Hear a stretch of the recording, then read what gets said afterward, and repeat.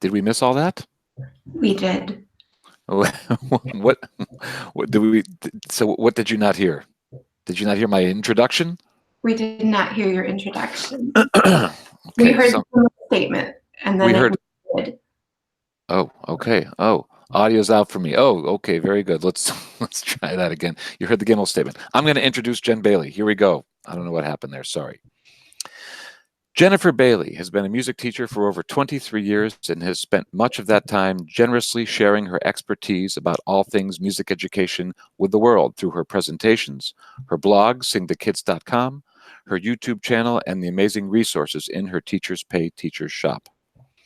Her accomplishments have not gone unnoticed, as she has been the recipient of many prestigious teaching awards, not the least of which was the Music Educator of the Year award by the Michigan Music Educators Association in 2017. On the faculty of the Gordon Institute of Music Learning in elementary, general, and early childhood music, Jennifer is a sought-after clinician in all things MLT and presents her ideas around the country. We are very lucky to have her here this morning. I'm very proud to introduce you to our presenter and my friend, Jen Bailey. Jen. Well, hello, everyone. It's a little humbling to hear yourself spoken of while you're standing here, but I'm really excited to be with you this morning, and we're going to be talking about making MLT work and sequencing your instruction in the elementary general music room. As I go through this morning, if you have questions, please go ahead and type them in, and Andy will moderate questions as we go. So please don't feel conscientious about asking things as we go. I would love it if you would interact with me. It feels very weird to be looking into a screen and talking and not seeing all of your faces. So with all of that said, I'm gonna share a screen, and one of the things I might discuss with Andy afterwards is how I can get my notes to you, so that if while you're listening and you're taking copious notes and miss something, you have an opportunity to get back to that. So we're going to go here, and I'm just going to give you a quick overview of our work for the morning. We're going to be talking about sequential learning, what it is and why it's important. We're going to spend some time talking about learning sequence activities and what really happens in our classrooms, because the truth is most of us have gone through a professional development levels course, and we learn from our instructor how to deliver LSAs, but then we get into a classroom of 25, 30 children, and what it looked like with 6 people versus those 30 look very, very different. So I'm going to talk all about LSAs and how I do them in my classroom and what I do. We're going to be talking about skill learning sequence, and again, what really happens in our classrooms,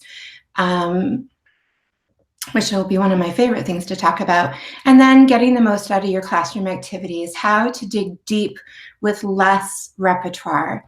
And that was really, honestly, a takeaway from an Orff level that I had, that I was doing tons and tons of songs and really scratching the surface of what I could get out of a song or an activity. And so I'm going to talk to you about how I really pick the bone dry when it comes to the repertoire that I use in my classroom to make sure I get the most out of it in terms of content. So I would be remiss if we didn't just talk about what is music learning theory, especially if you're new to this. It just feels like that's something we can always revisit. And the first is that it's an explanation of how we learn music when we're learning music. And I think that's so important that we focus in the how we learn music. The we is you and I, the we is our students. It's not an explanation of how we teach music. It's an explanation of how we learn music. And it's taking the focus off of what we do as teachers and putting it on the focus of what our students are doing as learners. It consists of audiation, sequential learning, and aptitude. And my focus today is really going to be digging deep on the sequential learning piece with you. And in doing so, we're going to be talking about learning sequences. We're going to be talking about skill learning sequences, tonal and rhythm learning sequences, and then pattern learning sequences. Because if we don't understand what those are and how they work together, then what we're doing in terms of our sequential learning is not really getting the best of our teaching to our students. And so we have to really understand what that is in order to ensure that we're really making the most of our work with our students. So just a real quick overview of each one. Skill learning sequence consists of discrimination learning and inference learning. We all, if you've taken a levels course, you all know oral, and you know verbal association. Then we get to these other words that feel a little less comfortable because we don't have context in our own personal experience to understand and to apply and guide students through this. But partial synthesis, I'm hoping to take the mystery out of that with you today. It's my favorite level of discrimination learning with my students.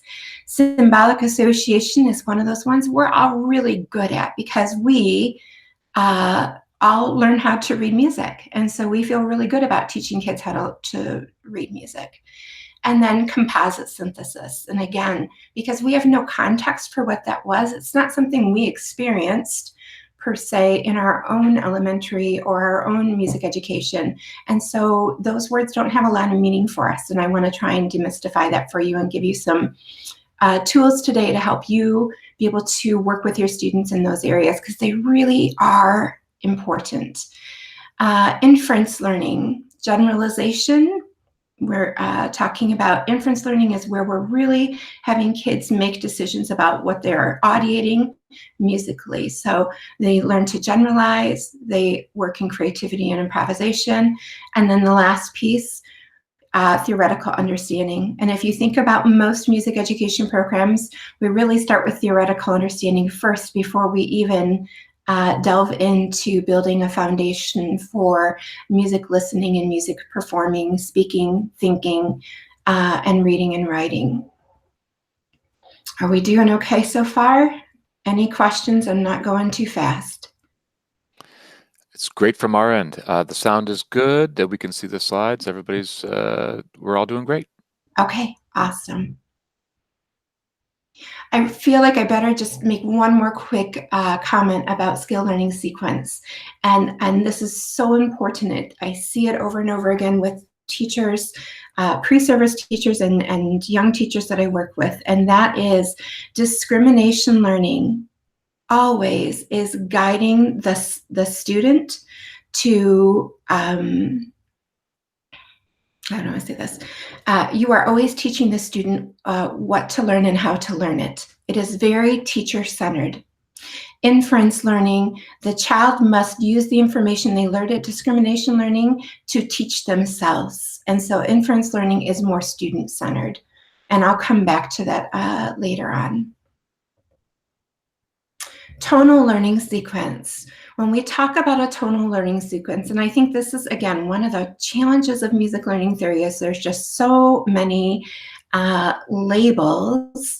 And again, we don't have the context for that, but just simply your tonal learning sequence is the sequence in which we learn to audiate tonality. So when you're looking at major tonality, the very first thing he talks about in that learning sequence is pitch center or resting tone as we think of it. From there, we talk about tonic chords. And I don't mean we don't describe tonic chords. I mean we are singing tonic function to our students. And then we move into dominant and subdominant. So there is a sequence to getting students to audiate major tonality, starting with resting tone or pitch center, moving to tonic, dominant, subdominant, and then he mentions cadential, but then he also says all functions. So I feel like at the point in an elementary setting, if I can get my kids audiating through subdominant, I've done a pretty good job as a teacher, given the time restraints in terms of my contact time with kids. For minor, Dr. Gordon talks about pitch center again, tonic, dominant, and subdominant functions, moving into cadential, and then all functions. I found this next part really interesting when I was reading. I always go back and read the book. I've probably reread his work 30 times, and there is never a time that I go back into learning sequences that I don't learn something new. And part of it's because of my experience as an educator. I'm always growing and changing and evolving. And so my experience brings new meaning to some of the things that he's writing about. But I found this fascinating that when he gets to the tonalities, he doesn't mention pitch center anymore. He talks directly about tonic, subtonic, and subdominant for mixolydian, and then characteristic tone. And I find that really fascinating that we don't really talk about pitch center. And I'm not sure, I wish I would have had a conversation as to the why. Maybe it's that we already assume if they can audiate pitch center in major and minor that they will do that automatically in the other tonalities. Maybe it's that the characteristic tone really helps them to understand the tonality as it is. So it's just something that fascinated me as I was going through my own notes and reading. And then I just put Dorian as one more as example. Again, you can reference all of this in the book in terms of the tonal learning sequence. Why do I present this to you?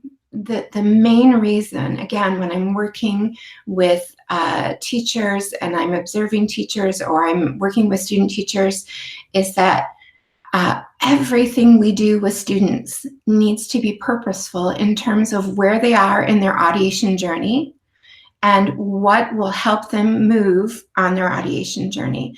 So if I'm working with a new set of kindergartners in September, I probably don't want to start with singing tonic, dominant, and subdominant chords to my, patterns to my students. I want to start working on having them audiate pitch center. I want them to start audiating resting tone and then moving into tonic chords. And the first, excuse me, I keep saying chords and I really mean patterns. Their first patterns that they should be singing for me should be tonic patterns before I move into dominant patterns. And so often when I'm again observing, I hear people just pulling out patterns from their own audiation because their level of musicianship is so much more developed than their students. And so to ask a 5 or a 6-year-old to sing bum bum bum bum when they've not really mastered singing bum bum bum or mastered audiating bum bum bum, or they don't have a foundation for audiating bum bum bum bum bum bum bum bum. If they don't have that foundation listening vocabulary, then asking them to sing those things is going to be all the more difficult. So I really think it's important that we understand that there is a learning sequence for tonality. Just the same, there is a rhythm learning sequence.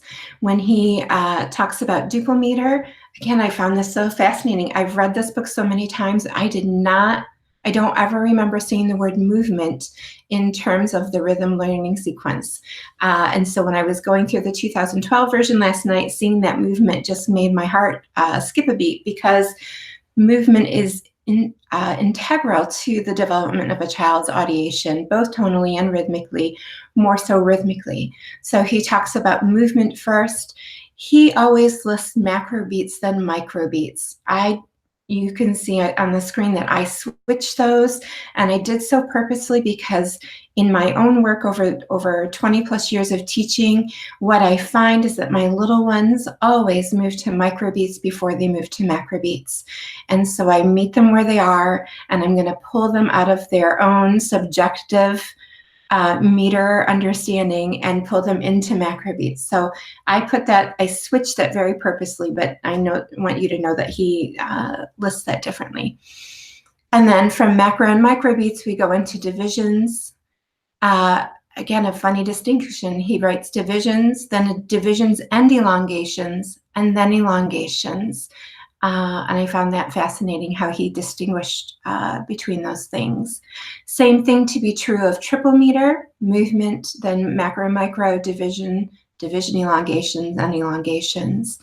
And then you can see unusual and unusual paired, similar thing, but not mentioning movement again. So I'm curious as to the why.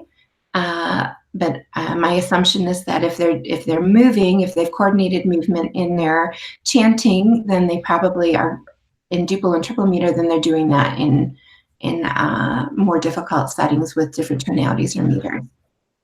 Jen, can I ask a question? We have first of all we have a couple questions from the chat, but one question. So, in regards to microbeats before macrobeats, does that come out of your work in early childhood? Because I know when I took my early childhood level, so they begin with flow, and then they superimpose the microbeats on top of that flow, and then get to macrobeat, aka steady beat. That is how I work with my children. So I guess my putting micros before macros is really framing it in the sense of children who are learning to audiate, who are just on the cusp of being ready for formal instruction, really feel microbeats before macrobeats. If we're talking about the formal instruction, like we're doing in learning sequences, then it would be macrobeats and microbeats. Microbeats, macros, then micros. But the interesting thing, when you look at his rhythm LSAs, the easy patterns are microbeat patterns. The difficult pattern is a macrobeat pattern. So I feel that kind of supports my mindset of micro tends to be easier for kids to match. There was some work done by Darrell Walters, who was a professor at Temple University, that looked at children's heartbeat and their natural rhythm, like their tempo, and found that the kids most often, their personal tempo kind of drove where they lived in terms of chanting and things like that. And so I think there's a lot to be explored there. But that's just my observation with working with little ones. When I'm working with 5-year-olds coming into my classroom for the first time, we're really moving to micros before we're moving to macros. And one quick question, going back a little bit, Jean Whaley asks, how much do you find that mastery sticks over breaks in summer, and that do you find that you need to go back to pitch center in the fall with first or second graders?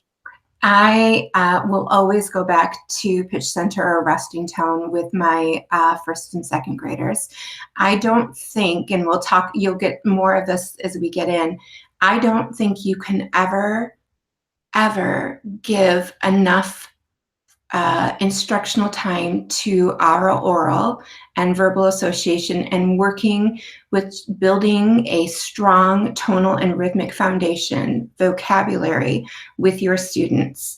And so I will revisit and revisit and revisit as much as I can until it starts to become natural for them. And what I found in my work is so often it's about third grade where the kids start to take those processes on their own, where I don't have to revisit resting tone and I don't have to revisit tonic and dominant explicitly, that they start to take those things and make meaning for themselves and apply it into the music that they're listening to. And I find that to be fascinating because that's right on the cusp of when audiation stabilizes. Your third graders are mostly 8 going into 9-year-olds. And so I'm always fascinated by the fact that it's about third grade for me where it starts to all stick.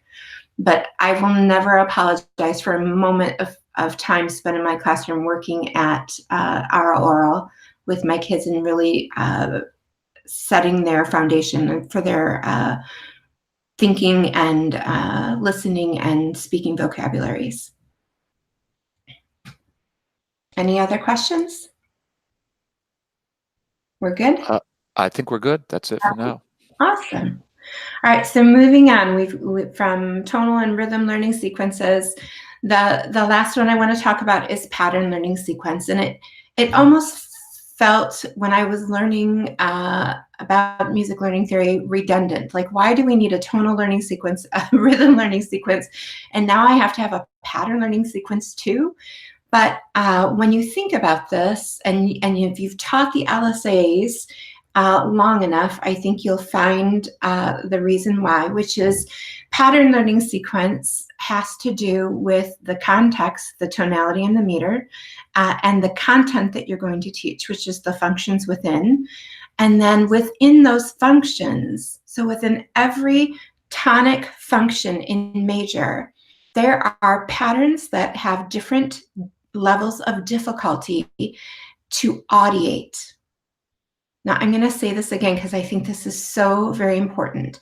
Within major tonic function, there are, I mean, think about it. You could probably sing for me 10 different tonic patterns right now. Some of you might be audiating them as I'm speaking to you.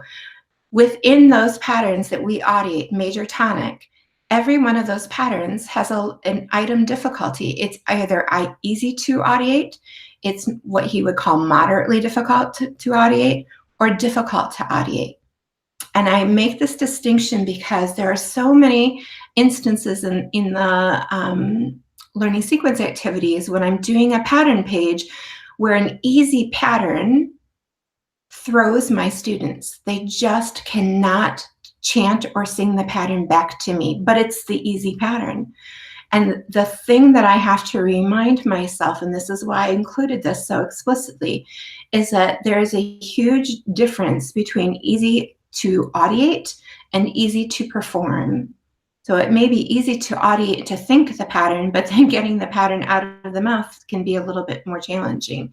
And so I think it's really important to be aware that that all of these, he analyzed all of these patterns and looked at what are the ones that are easy, what are the ones that are kind of in the middle, and what are the ones that are really challenging, and then making sure that we're purposeful in our instruction with our students.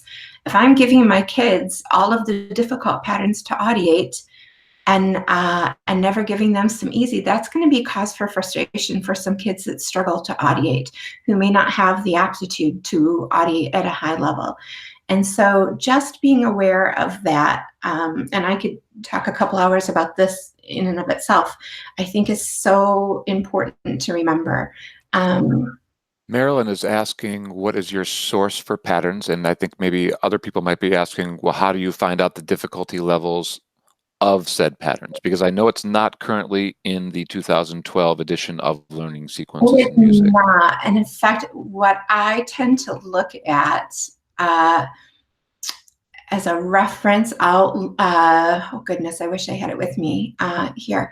I love to look at his PMMA and MIMMA. What's the word for it? I'm totally blanking. The manuals? The manuals, because he does list patterns in there. You can access his item difficulty and patterns through the USC library.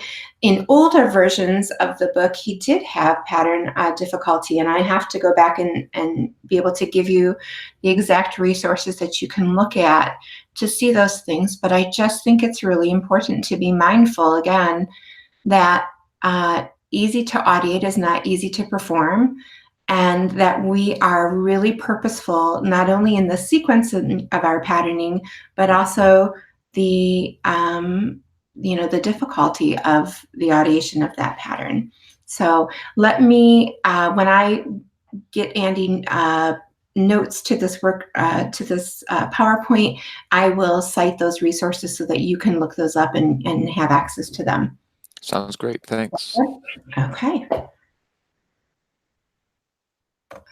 All right, so putting it all together, why did we talk about this? If I want to help my students audiate at their fullest potential, I have to take into account, number one, their aptitude, which I think most MLT people buy into the notion that we need to look at a child's aptitude in order to create instruction that is tailored to who they are as a musician and guide them. But we also have to guide them using a skill learning sequence. which is discrimination and inference learning. And we do that in conjunction with our tonal and rhythm learning sequence and pattern learning sequence. That's a huge sentence. It's a lot to take in all at once. And I'm going to try and break down how I do it in a very manageable way as we continue our journey this morning, so that it doesn't feel so overwhelming for all of us. I'm giving you 23 years of mistakes in MLT teaching. Learn from my mistakes. So I'm going to start with learning sequence activities, because the reality is, if we aptitude test our students, we do LSAs. Otherwise, there's no point in doing the aptitude testing. So what really happens in our classrooms, and I'm going to be brutally honest, we test our kids. It takes 2 class periods. It's a lot of instruction time to give up, especially if you're only seeing your kids once a week. From there, we score the tests, we analyze the data, and if you're me, you might drink a little wine while you're doing all of that. Because again, if you have 500 students, that's 1,000 tests that you are scoring. And it is a lot of work to go through that. From there, you're going to create your color-coordinated seating charts. And I say color-coordinated because that's kind of the world I live in. When I learned to do all of this, we put lines above the name of the child who had high aptitude. We put a line below the name of the child who had low aptitude. And you just hope that the kid never saw the seating chart. Well, the reality is they do. So I color-coordinate it. And that makes it a little less... I don't know. The kids don't really care about that as much as, why do I have a line under my name? And then from there, after you get that all done, and this is like a solid 3 weeks worth of work outside of your classroom teaching, outside of your lesson planning, outside of your performances, outside of your family time. Then you go in and you start doing LSAs, and I'm being really strong in my words here, but then we go in and we kind of drill and kill the joy out of music learning with pattern instruction. And I say this only because I've talked again to so many teachers that say, I have been teaching 1A1 for 4 weeks and my kids still aren't at 80% of the kids learning this. And I thought, goodness gracious, if you've been doing that for 4 weeks, let it go. They're not ready for it. They're not ready for it. So please, if you're going to do pattern instruction, I really want you to make sure that you have spent some time with your students building their vocabulary. I don't test my kindergartners at all. I spend my entire first year of kindergarten just immersing kids in music. And in fact, if you've taken levels with me or have read my blog, you know that I don't have my children sing or chant for the first 6 weeks of school, which is a pretty tough stance to have, because little ones love to talk and they love to sing and they love to participate. And my kids do all of they participate in music for their entire time in my room. Their 40 minutes of instruction, they're participating. They always have a job. Their job is audiating. Their job is identifying sameness and difference. Their job is moving. They always have something they're supposed to do. I just don't have them sing and chant for the first 6 weeks. And the reason I'm trying to do that, or the reason I do it, not try, is that I want to build a vocabulary in their audiation. I need a baseline listening vocabulary in my students. And what I have found over the years of teaching, and probably more so now than ever, is that my children come to me at their musical births. It used to be that I might have a 50-50 ratio of kids who came in who were ready for music instruction because they're home, they sing in the home, they moved in the home, they went to a baby music class, what have you. Now my students come to me and we can't sit still. We don't know how to sit on a carpet with our legs crossed. We don't know how to keep our hands to ourselves. We've been raised by an iPad more so than anything. And so I really have made it a point to create space in my teaching so that my little ones all come and have an opportunity to just listen and build a listening and a speaking vocabulary, which will serve us into our thinking vocabulary as we move along. So I don't do any LSAs in kindergarten. I don't test aptitude in kindergarten. That all starts in first grade. And then when I do that, I'm very, very purposeful in the way I give instruction. And I'm going to talk a little bit about that now. Does anybody have questions? Did I shock anybody by saying I don't? Let my little ones sing or No, we have an oh mercy yes. I think that's in response to your kindergarten philosophy. Robert asks, which tests for a general class of 24 fourth to sixth graders would you use, and also which test for small groups of 3 to 5-year-old piano students? Do you want to just speak briefly about the aptitude tests you use? So I will tell you in my own teaching, if I in years past when I have tested kindergarten and first grade, I only use PMMA. And the truth be told, PMMA is probably a little too easy for my first graders. I really don't get that bell curve from my kids in there. I get a lot of kids that will score high, but I also find that when I've tried to test IMMA with first grade, which it's normed. Oh gosh, is it normed? I can't remember. It's too challenging. So first grade's a little bit of a tough grade for me, but I do use PMMA for them. I don't use IMMA. IMMA is second grade through fourth grade.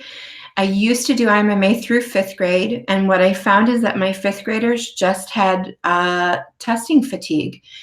They had already taken it in second grade and third grade and fourth grade, and by the time they got to me in fifth grade, they didn't want to engage. It felt babyish to them. They would not pay attention and erroneously score low, even though I had 40 years of data to tell me what their aptitudes really were. If I had all the time in the world, I would use MAP with my fifth and sixth graders. But it's a music aptitude profile. It is truly the Cadillac of aptitude testing, but it is a very time-consuming test because you need 50-minute blocks to get things done, and it's at least 3 days of testing, and so that makes it a little bit challenging. If I were going to look at testing, if I was working with 3 to 5-year-olds, as Robert said, there is Audi, which can be used in early childhood. The challenge with Audi is that you have to play. It's a game in a sense where the kids hear a pattern and then they have to remember that pattern and compare it against patterns that they're going to hear. And you play it. There are only 10 patterns, so it's not a long test, but you have to play it a couple times to really get meaningful data. I've administered it to my own child and to my niece, and I found it to be a little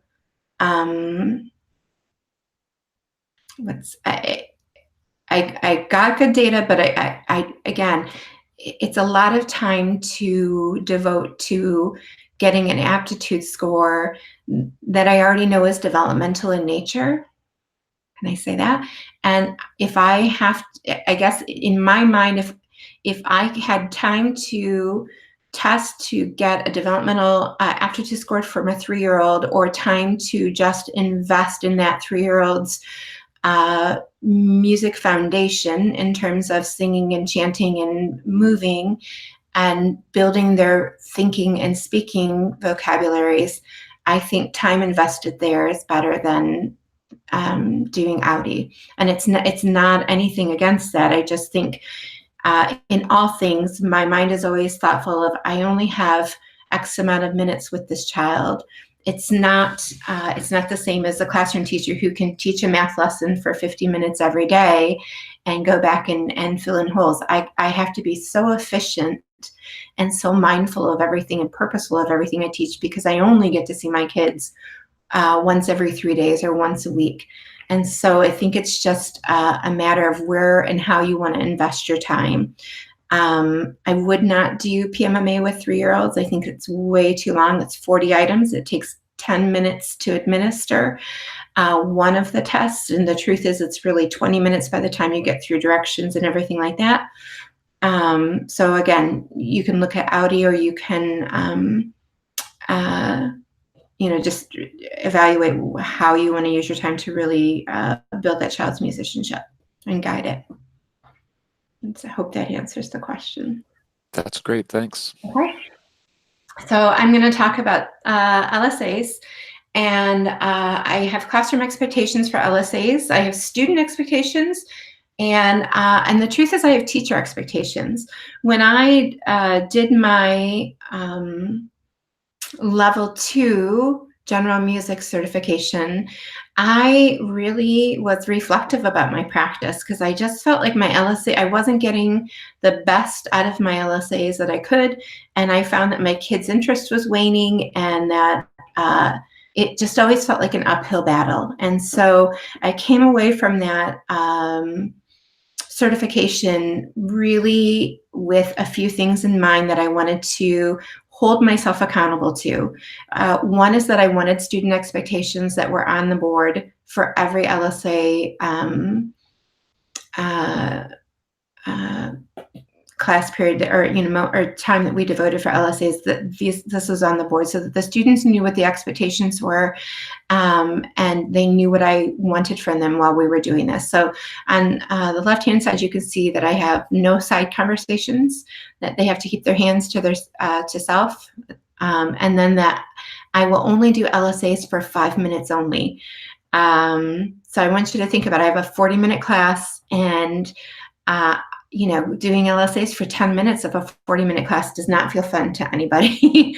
So in committing to my students that I was only going to do 5 minutes of learning sequence activities, it made me become extremely efficient at how I delivered pattern instruction. So here were the expectations I had of myself. I was always going to do pattern instruction in the first 5 minutes of the classroom.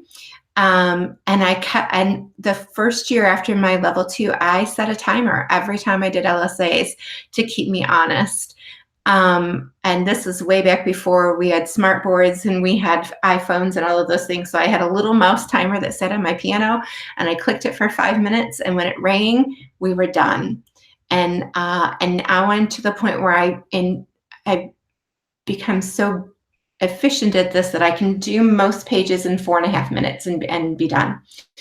And I say first 5 minutes of classroom instruction. I have tried to do LSAs in different areas of my lesson. I've tried to do it in the middle of the lesson. I've tried to do it at the end of the lesson. You will never have better engagement than you do when your kids walk in the room. It's just the truth. And so even though I've tried to play with it at different times of my lesson, I have found consistently that that first few minutes of class time is the best time to get LSAs done. That's my personal preference. You might find something different, but that's where I landed with that. The second Do you thing, have some kind of do you have some kind of a hello song or a welcome song when they come in, or they just come in, boom, sit down, and you're going to eat your vegetables before you get your dessert? Yes. I used to try and do the hello song and things like that. And again, what I found is that if I started to do hello songs and I added some movement to it, somebody got a little bit silly, and then I had to pull that back in before we went into our vegetables. And so it does not sound like it's a very musical way to begin a music class. But I will tell you that I greet my children in the hallway, and I sing hello as they're coming in, and I notice things about my kid. Like, I really make an effort to create a warm environment right outside of the hall, and as they come in, and then as soon as they're in their row seats, we go right into pattern instruction. And again, it's my personal preference. I've tried many different things over the years to do it differently, because it didn't feel good to come in and not sing a hello song or to do something else. But again, this is the most important I mean, like, these 5 minutes are sacred in my classroom, and I want to make sure that my kids are getting the most out of it as they can. The other thing I'll tell you is that I have tried other seating arrangements. I've tried to have them come and sit around our circle and do that instead of being in row seats, because what the reality is then I add a transition to the instructional block. And you know that you lose kids during transitions.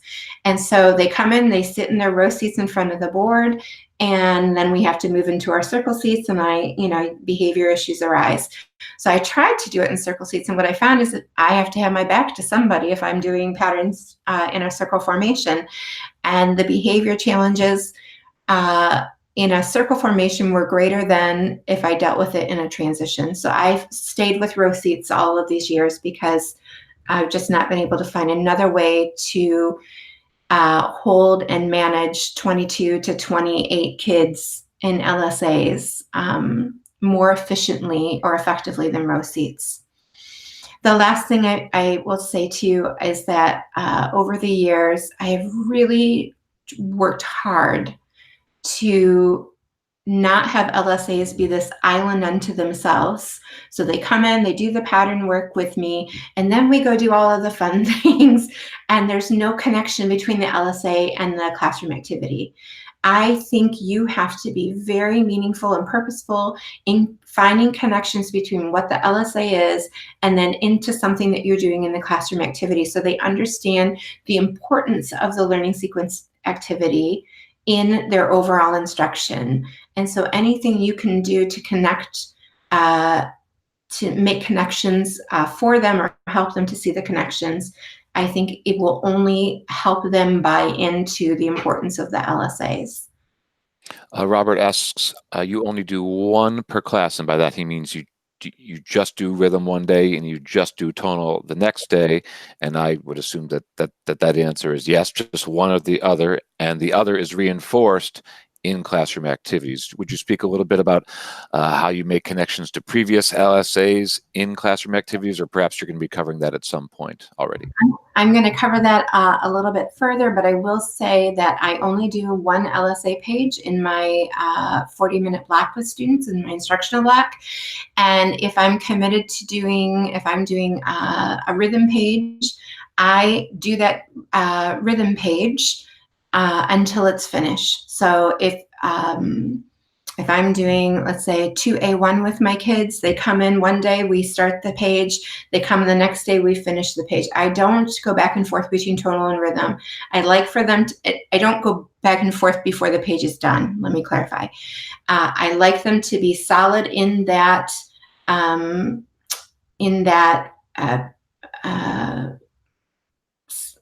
what do I want to say? Like, there's that learning sequence before we move to something else. If I'm doing a rhythm page in my classroom instruction, then more likely than not, my classroom activities has some tonal work in it, so that they're getting a balance of tonal and rhythmic instruction. It's just one's happening as an LSA and the other one's happening as a classroom activity, if that makes sense. And you're probably going to cover this later, but Tyler asks, do you modify the LSA sequence from the register books? Yes, I'm going to talk about that in a little bit. And yes, I figured. And then Kristen asks, can you give an example of a connection you would make with the LSAs in the classroom activities? And again, you said you're going to be getting to that at some point. I'm going to come back to that, but so let me just give you a quick example. If I'm looking, I'm thinking about tonal pattern. I've got my books in front of me. Tonal Unit 2, verbal association, and they're learning to do function for the first time or something. I don't know, maybe that's not Tonal Unit 2. Maybe it's Tonal Unit 5. Okay, so they're learning to do function for the very first time. So, la, sol, fa, mi, re, ti, do. And we're going to learn that every pattern that has do, mi, or so is major tonic, and every pattern that has sol, fa, re, ti is no. So we will do that, and then in a classroom activity, I will come back to that. I don't do it the same class, But in a classroom activity, in a day or two after, we might come back and play, I call it walk the plank in my room, but we'll play the little game where every time I say do, mi, or so, you're going to jump and say major tonic. And every time I sing a pattern that has so, fa, re, ti, or la, fa, do, you're not going to jump, you're not going to flinch, you're not going to move, because if you do, you're out. So I'll come back and revisit those as little games in my room so that they get it more than just for 10 minutes of instruction. Because the reality is they need to revisit those kinds of things over and over again for it to really stick. So we play little games to embed some pattern work and instruction in subsequent lessons, and so that it's not just a one and done. We're getting a big thumbs up on loving the game Walk the Plank, and that's available in your Teachers Pay Teachers store? That is not. I wish I knew. I want to say that this was a game that I learned from Kelly Graham, and maybe I'm hoping she's the originator of this game. But it's, one of those things that when you go to workshops and somebody does a fun little share of an activity they've done, and so the game that I play with the kids actually jumping and moving, and they sit, we call it walk the plank because I'm usually singing some little sea chant ditty or something about the same time we do this game. If they get it wrong, they walk the plank and they're out.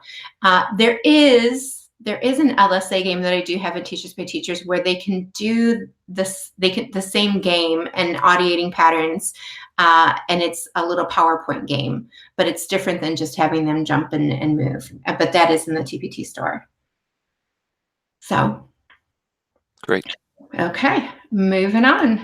All right, so I'm going to share with you how I set up a LSA, and I'm going to be really honest in what I do, and I'm giving you as best as I can kind of here's what it looks like. But the reality is, in everything that I do, there's going to be some wiggle room. So day one, I'm going to set up my page. And the first thing I want you to do, please, if you walk away with no other takeaway today, besides the difference between discrimination and inference learning, please give your instructions for the LSA page before you establish the context. There are so many times I hear somebody go, okay, boys and girls, I'm going to sing these patterns to you. So they establish context and then they go right into talking, which is what's the point of establishing context if you're going to break it?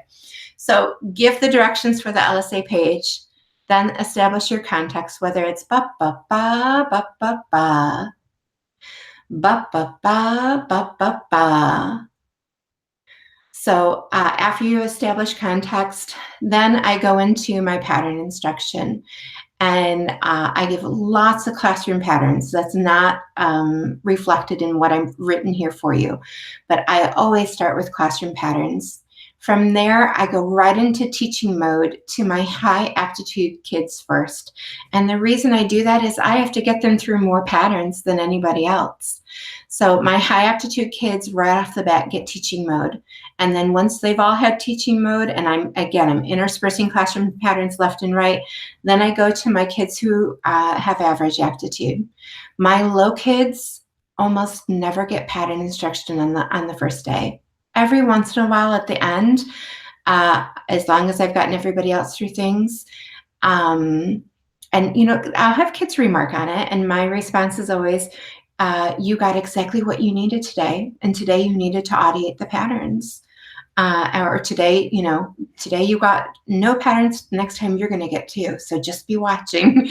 So I always start with easy patterns for my high aptitude, then my average, and then evaluation mode with my high aptitude. My goal in day one is to get my high kids through teaching mode in the second pattern. And all of my average aptitude kids through the teaching mode in the easy pattern. So that's setting up the page. And again, I'm going to do this with anywhere from, my average class size is about 25 kids. My high class, I think right now is 28. It is very efficient instruction. There is no downtime. There is no silliness. There's no anything. It is really, let's get it done. Go ahead. And we can actually see examples of you delivering LSAs. It says it on your previous slide. On your YouTube channel, you can see about 5, 6, 7, 8, 9, 10 examples of Jen teaching in this very, very specific and prescripted way. And I do have other videos. I just need a summer to get all of that on there, but I've been trying to videotape patterns from each unit to just have an example. Like, and please, I'm just one way of doing it. I wish you could go see Jill Reese, Dr. Reese teach. I wish you could go see Dr. Scholes teach. I wish you could go see, just amazing people doing LSAs so that you get to connect with the person who most fits your style of teaching and how you would like to build your classroom environment. So I'm just providing one way, and it's not going to be the way for everybody. So please, I just want you to know that I just want sometimes you just need to see something to know, what something is by knowing what it isn't. And sometimes how you want to teach by knowing how you don't want to teach. So I think it's good to see people do it. So day 1, I'm just going to set up the page.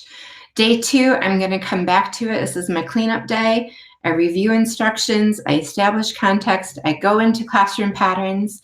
And then I'm going to start giving the evaluation mode for all of those average aptitude kids, teaching mode for low aptitude. And then I'm going to, again, my goal is to get those high kids through teaching mode in their moderate pattern, and then teaching and evaluation mode for their high. And I really try to get everybody through. Like my low aptitude kids, they're going to get through their 1 pattern. My average kids, they're going to get through 1.5/2 patterns. And I say 1.5, meaning maybe they got teaching mode for the 2nd pattern, but not evaluation mode. My high kids, I try to get them through all 3, or at the least 2.5, which is they got teaching mode for the difficult pattern, but maybe I didn't get back to evaluation mode. This seems to work for me pretty well and works consistently. The only LSAs I can't get done in 2 days, and I think it's just because of the tempo and the length of pattern, is triple meter patterns always take me a little extra time. And it may just be me, but it's very hard to take a quick tempo when the pattern is ba ba ba ba ba ba ba ba ba ba ba. The kids can't audiate, let alone perform it either. So I have to take things a little slower for them, and that usually ends up in a 3rd day. But otherwise, I can get a pattern page done in 2 days on average. With the low aptitude students, do they sometimes need teaching mode more than once? They do not need teaching mode more than once. I sometimes will have kids that need evaluation mode more than once, meaning that I've sung the pattern with them, or I've chanted the pattern with them. Now it's when I go back to have them do it on their own, it's not correct. And so I can give them, I do give them, 2 or 3 tries to get it correct. Do you make a distinction in your markings if in the evaluation mode they sing it incorrectly? So if I've given them it in teaching mode, there's a line underneath their name. And if they've gotten it correct in evaluation mode, I put a line across that line so it looks like a plus sign. If the child in evaluation mode has gotten it incorrect, then I put a dot, knowing I've given them a chance, that they've had a try and they didn't get it correct. And then I'll go back, and again, if the 2nd try they get it correct, then I put the line across that.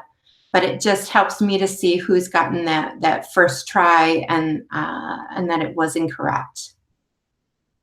Leslie asks, have you ever had teachers or parents or administrators question you about giving more patterns to some students?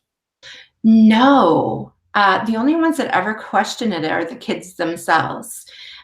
In fact, when I talk about learning sequence activities, and my administrators, the last 15, 20 years have all come in and observed me teaching LSAs. And when I talk to them about what I'm doing and why I'm doing it, there is never any question about it, because I explain that I am differentiating instruction for kids. And so I explain that a child with high aptitude needs more challenging things, or patterns that will challenge them at the level of their audiation, whereas my kids with low aptitude are getting things that are challenging them at their aptitude. But the reality is they're all receiving the same pattern instruction in terms of the orally. So they're all hearing all of these patterns. The only difference is I'm not asking a child with low aptitude to discriminate or perform a pattern that is beyond their ability to audiate at this point. There's one question. Somebody would like the clarification on the difference between teaching mode and evaluation mode, and can you give a quick example? Yeah, so if I am doing a pattern page with a student, so let's see, if I sing sol la sol fa mi re ti do, boys and girls, I'm going to sing this pattern do mi. If I point to you, you're going to sing the pattern with me first, or the first time do mi, and then we do it together. That's teaching mode, but that's only to one student. So I would look at that child and I would point to that child. They'd know it was their turn. Do mi. I take a breath and gesture to them. Do mi. They sing with me. That's teaching mode. When I come back to them the second time and I give them the same pattern, do mi, that time they have to sing it by themselves. They don't sing. I don't sing with them. So teaching mode, I'm explicitly teaching them the pattern and how to sing or perform it. Evaluation mode, they're showing me that they have audiated it and that they are capable of doing it for themselves. Follow-up question. Tyler asks, how accurate is considered correct? For example, what if a student slides into the correct pitch or misses the middle pitch slightly? So that gets into these gray areas. I wish I could show you a pattern sheet. I wish I'd prepared one to pop up here. So I have all of these little shortcut things that I write on my page to help me know. So let's say I'm singing do, mi, so, and the child goes, do, mi, so. And you can tell it's like, you can tell that the pattern is what it's supposed to be, but it's not in tune, or maybe they haven't coordinated breath. Instead of crossing that line across, then I do kind of like a little squiggle, which tells me that they sing the pattern, but they're approximating pitch, or they're not coordinating breath. Like I have different things that help me understand, so that then I can go back and look over time. I can go back and look at their patterns. Usually I do this like at the end of a trimester, and I look and go, oh my gosh, you know what? This child consistently is struggling with singing in tune, which is probably a coordination issue or an audiation, not having the foundation thinking and listening vocabularies. So I can go back and look, or I can look and say, hey, this happened one time. So maybe that kid had a cold that day, or maybe that kid's having allergies. But I have little shortcuts that I write so that I can take notes without writing explicit notes of what's happening in the LSA, because it happens so quickly that I want to be able to notate what I heard. And then track it over time to see if it's a pattern of behavior, that I have to go back and address, or if it's just an odd day. Robert asks, do you do evaluation mode with a student immediately following teaching mode with the same student? No. So if I do teaching mode, so again, it depends on where you are in terms of your aptitude. If you are a high aptitude kid, you probably get teaching mode about 2 minutes after you get evaluation mode about 2 minutes after you had it in teaching mode. If you're an average kid, you're probably going to get evaluation mode on the second day. If you're my low kids, you're getting teaching mode either at the end of day one or beginning of day one, or day two, and then getting it at the very tail end of day two as well. So it just depends on the aptitude of the child. But there's always space. I never go do mi and have Andy sing and then go right back to Andy and go do mi, because he needs time to think about that pattern. He needs time to audiate it. Or I'm using Andy as an example because we're talking. They need space to think and audiate. The other thing I want you to be aware, and it's funny because I was talking to somebody who's really focusing in on LSAs. I never do more than 2 individual patterns in a row before interspersing a classroom pattern.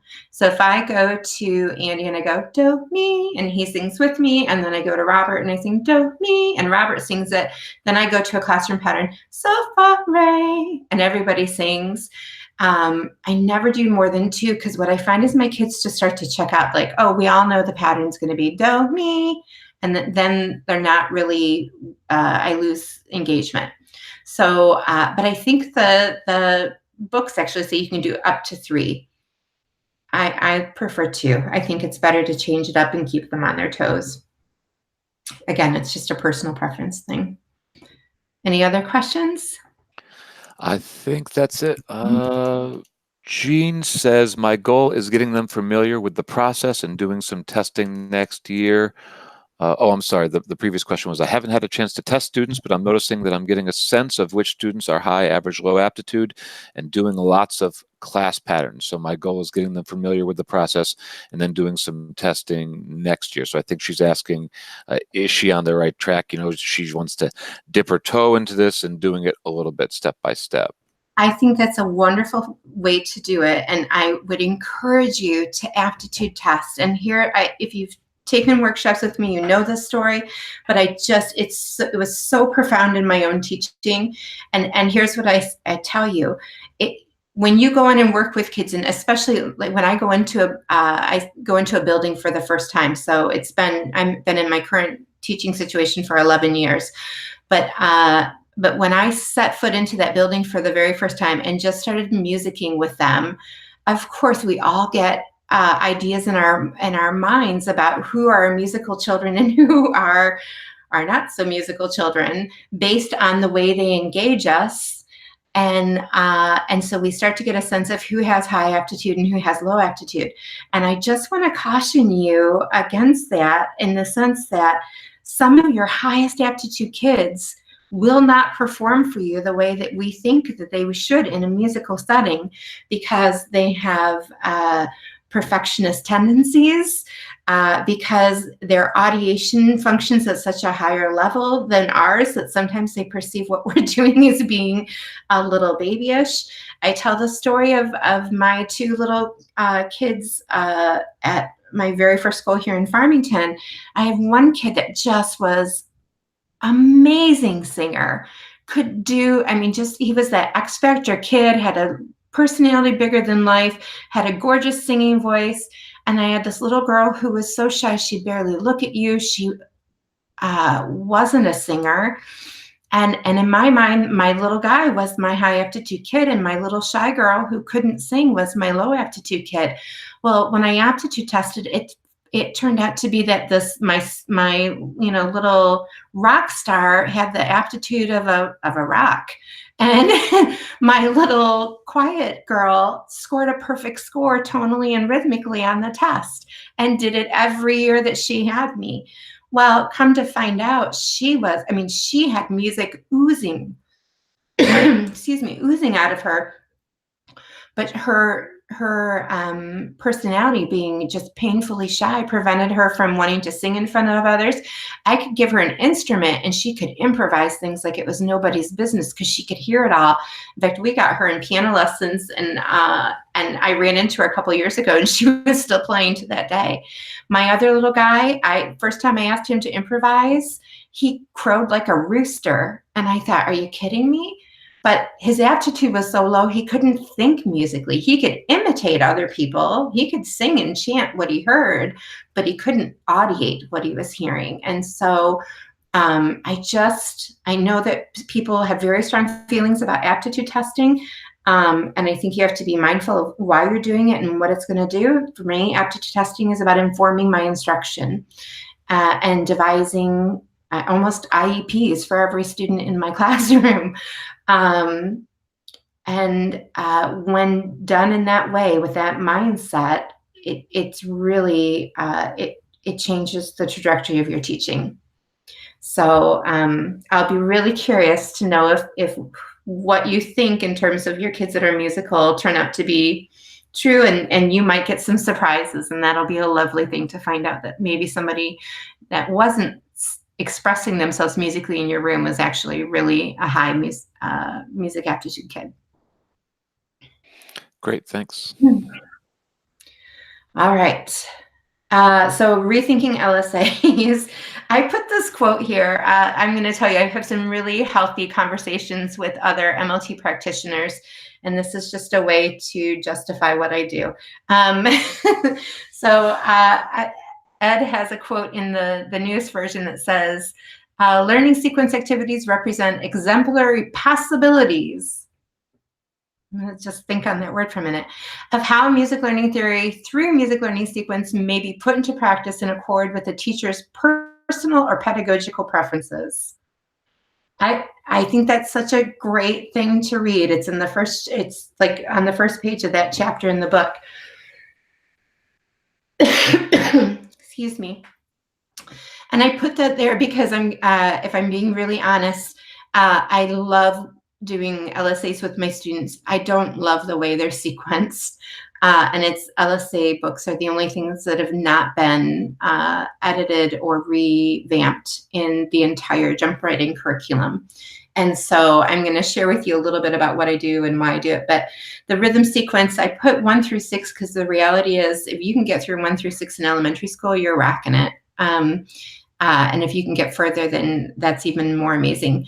Rhythm Unit 1 is an oral page. So they're just chanting patterns and macro-micro patterns. Rhythm Unit 2 is a verbal association where they go back and repeat the patterns they did in Rhythm Unit 1, not all, but some. And they learn to label meter. So you have pages that are just them chanting the whole pattern, and then there are pages where they are hearing a pattern and naming the meter of the pattern. So they would say macro, micro, duple, or they would say no, or they don't learn to label that other stuff until Rhythm Unit 4. So I'm sharing this with you because down here it says rules I break. With rhythm, I always do whole pattern before naming meter and function.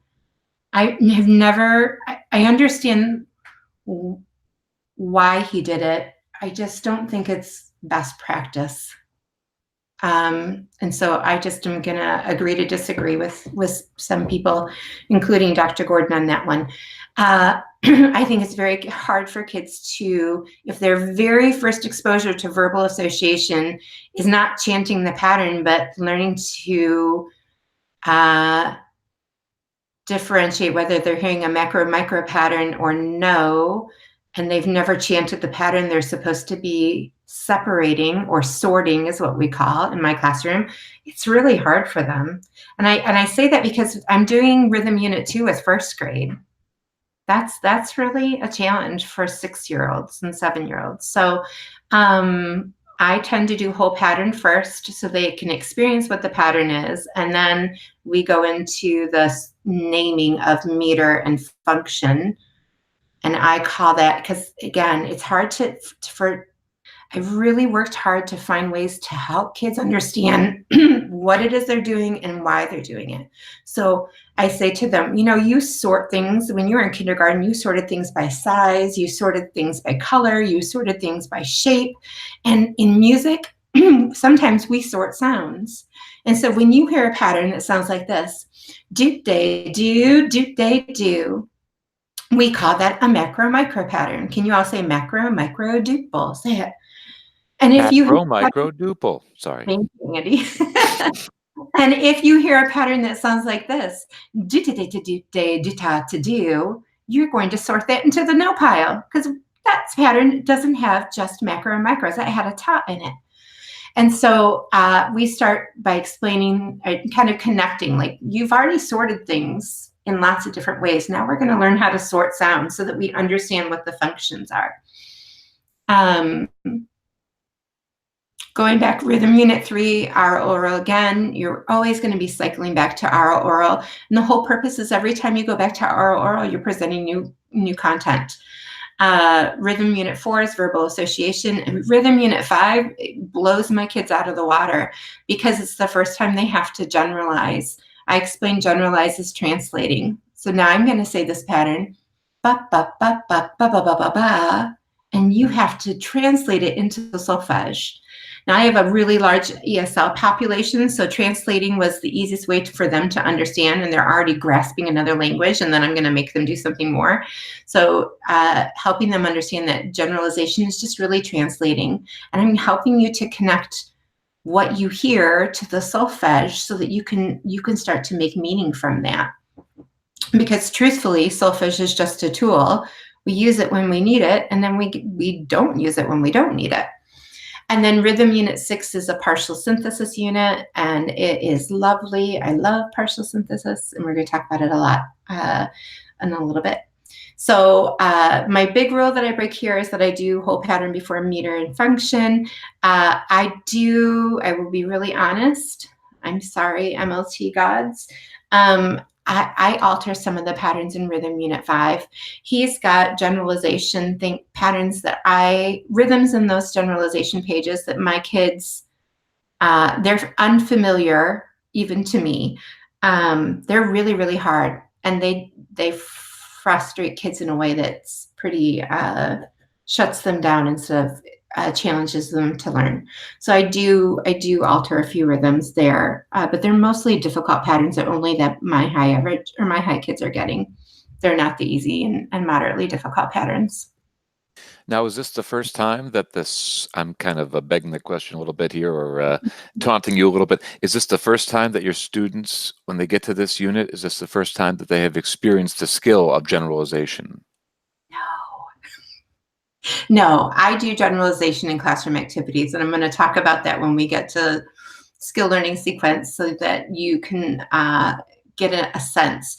If I were, if I were following Dr. Gordon's writing to the T, all new content would be introduced in learning sequences first before classroom activities. Again, I'm just going to put this out there that when all of this was being written, I think access to music education was still probably not what anybody would have hoped it to have been, but was probably a little bit better than what it is now. When I came to my current teaching situation, I saw my kids twice a week for 40 minutes. Now I see them once every 3 days. And I have many colleagues that see their kids once a week for 30 minutes. There's an efficiency of instruction that I have to adhere to get my kids moving through this sequence and audiating given the time constraints I have. So back to that quote of in accord with the teacher's personal preference and my pedagogical preferences, I oftentimes, not always, but I oftentimes will introduce certain things in classroom activities before I do it in learning sequence activities. Because where it falls in that continuum, like again, if I generalization rhythm, if I go back to that, Rhythm Unit 5 doesn't occur in my instruction. Doesn't matter how efficient I try to be, does not happen until 3rd grade. I think that's too long for kids to learn how to use solfege as a tool. I don't think that is helpful to anyone to wait that long in the sequence. And truth be told, I don't teach Rhythm Unit 1. My kindergartners get an extreme foundation rhythmically and tonally that whole entire year. They have heard every pattern in Rhythm Unit 1 from me and have chanted it. I haven't done it as an LSA, but I'm promising you they've got it. So when I start rhythm LSAs in 1st grade with their aptitude scores, we start at Rhythm Unit 2. And still I'm only getting to Rhythm Unit 5 in 3rd grade. So there are things I feel really passionate about. Spiraling instruction a tad bit quicker and then coming back up, but always coming back to our own verbal association to really make sure that I'm honoring the sequence. I know, Andy, that you had talked about a break. Can I finish this before we go? I think we're going to go till 10:30 and Okay, then take a 15-minute break at that point. perfect. I just want to make sure I was honoring what the plan was. Yeah. Uh, And then there's a quick question here. For tonal rules you break, Tyler asks, you don't do first pitch, but you do those pages as whole pattern? Did he uh, hear you correctly? so I'm going to clarify that right now. So Okay. when I look at my tonal unit, same thing. My kindergartners have gotten if I can say so myself, they've gotten a great foundation in kindergarten. I don't typically do tonal unit 1 with my first graders because they've already experienced all of that in kindergarten, not as an LSA, but just informally. When I do start LSAs in first grade, we start with tonal unit 2. And if you look at 2A1, if you have your book anywhere near you, 2A1 is we're in verbal association, and the very first thing we ask kids to do is to name the tonality and function of the patterns. I don't think that's very helpful. Tonal unit 2, B1, so I'm staying in major. Then they sing only the first pitch of the tonal pattern. I think first pitch is a technique we use to teach kids to listen. I don't know that it's super helpful in helping a child audiate. That's my personal opinion. I know many people have very different opinions than me. Tonal unit B2, still staying in the major track, is the teacher sings the pattern and the student only sings the resting tone. The first time a child sings a whole pattern using solfege is 2B3. So I tend to do this backwards. I start with the child sings the whole pattern, the child sings the resting tone, I don't do first pitch, and then I have them do function. It's just my personal preference in terms of how I feel my kids learn best. And when I do tonal unit 2, I do all the major pages, and then I go back and do all the minor pages. I don't go back and forth major, minor, major, minor, major, minor. Because again, they're hearing solfege for the very first time, and I need them to be solid, have a solid foundation in major before I start going back and forth between two different things. And those are the same types of activities you do in kindergarten, but you do them oral, and just in the form of classroom activities. Yes. Yeah. Does that help everybody to kind of understand? And again, this is just my process. It's not right. It's not wrong. It's just my personal and pedagogical preference. I just keep quoting that. I may get that tattooed on me. Dr. Gordon's, I won't really, but I love that quote because it helps me feel better about what I'm doing. The other thing I'll tell you is tonal unit 3 is a creativity improvisation page or unit. And that one is, again, that would be working with first graders, asking them to create and improvise using solfege. This is what that page usually sounds like. So let's so fa mi re ti do. Sorry, I should have given you directions first. I'm going to sing some patterns, and you can sing any other pattern that you want. It just has to be different than mine. So first pattern, mi, so.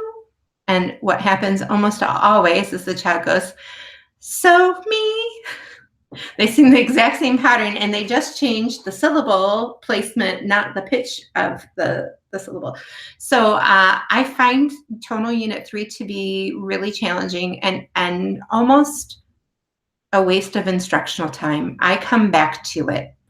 I will do tonal unit 4 and tonal unit 5 and come back to tonal unit 3 before doing partial synthesis. I just don't find it to be, my kids really, really struggle. That's not to say that I don't do creativity improvisation in classroom activities to help, but for me, it's the coordination of the verbal part. I find that my kids can improvise patterns really well.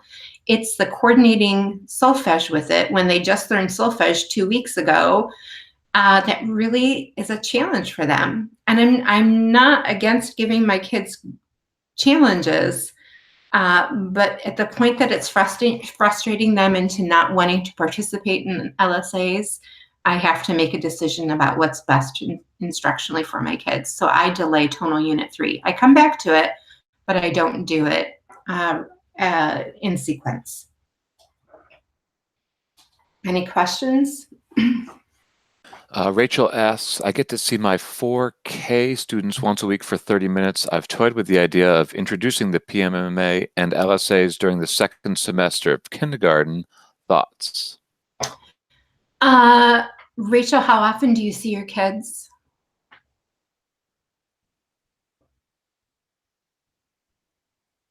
She hasn't answered. While she's answering, Marilyn Lowe asks, Andy, do you have the pamphlet handy? Quick and easy introductions, page 22, starting with skill and function, introduced in LSA, tonality and meter, introduced in classroom activities before it is used. So is she talking about the blue? I think the free thing that comes from GIA. I believe that's what she's saying. I don't have that handy to reference. I would love to go back and see that. I'm not sure. Maybe I can look over the break and we can revisit that. Yeah. But Rachel says, I see them twice a week for 30 minutes each. So the best answer I can give to you, Rachel, is that you know your students better than anyone.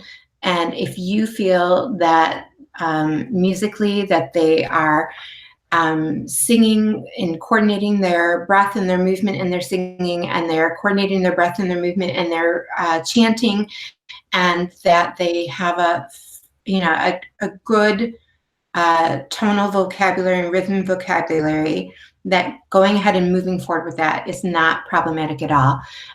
When I was in Philadelphia, I taught at a friend's school, and this is a private school, but I had kids that started, I think, I want to say I had preschool students, but so they had preschool and kindergarten kids that had received music. And by the time I got them in kindergarten, my kids were ready for aptitude testing. So I could get good data from them and begin LSAs with them. And I did it the second half of kindergarten. So I don't see anything wrong with it. You just have to know your kids and make a judgment based on what you feel is their readiness for it. Is there something that you want to get done before the break? We do have another question. Go for it. The question is from Linz. I believe it's Linz. Do you ever repeat an LSA in multiple grades? In my school, we get a lot of new or transient fifth graders wondering about different ways to onboard them to LSAs. Oh, that's a great question. I don't, and I will tell you, I have a fairly transient population as well.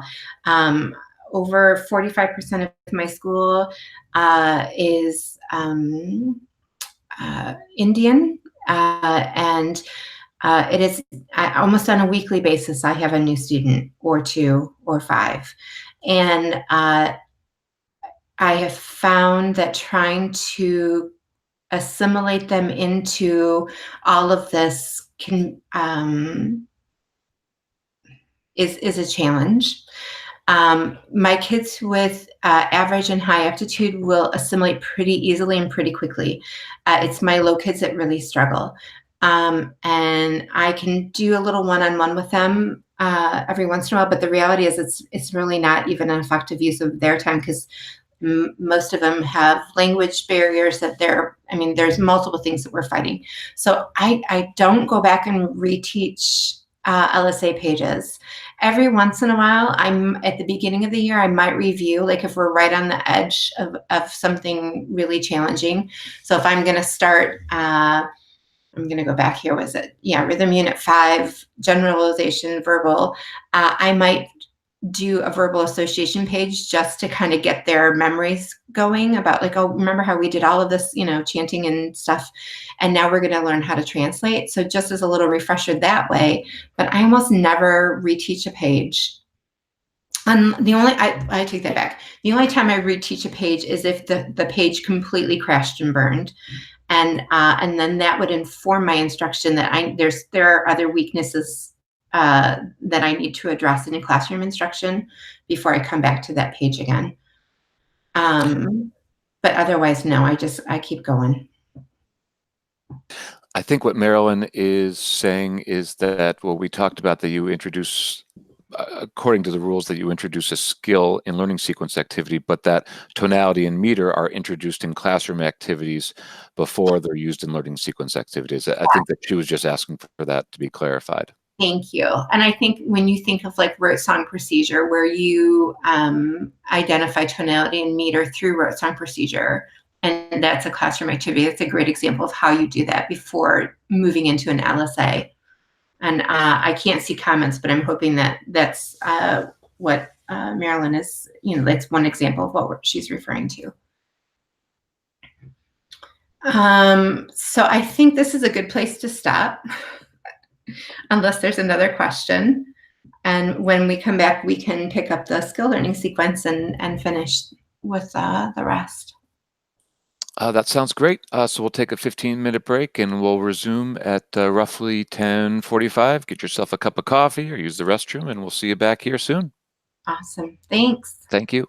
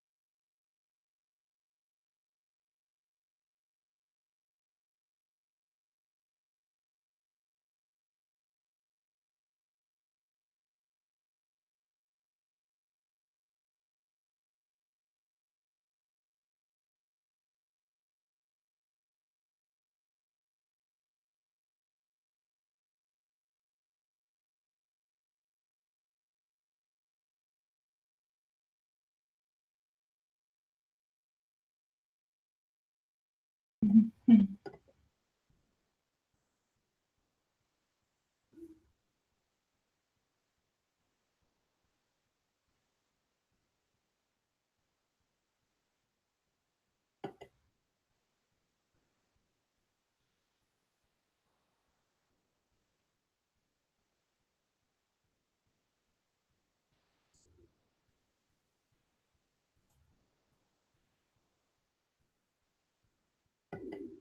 Let's do that.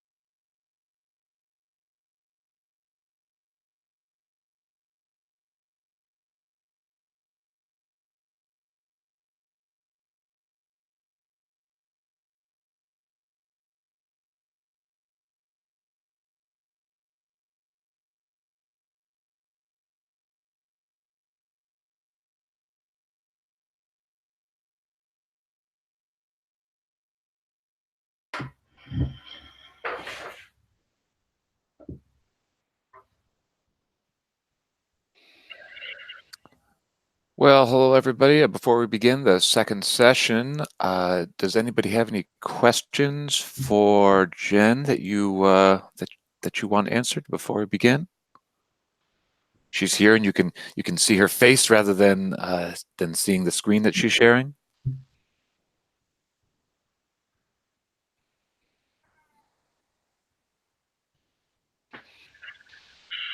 This is me practicing wait time.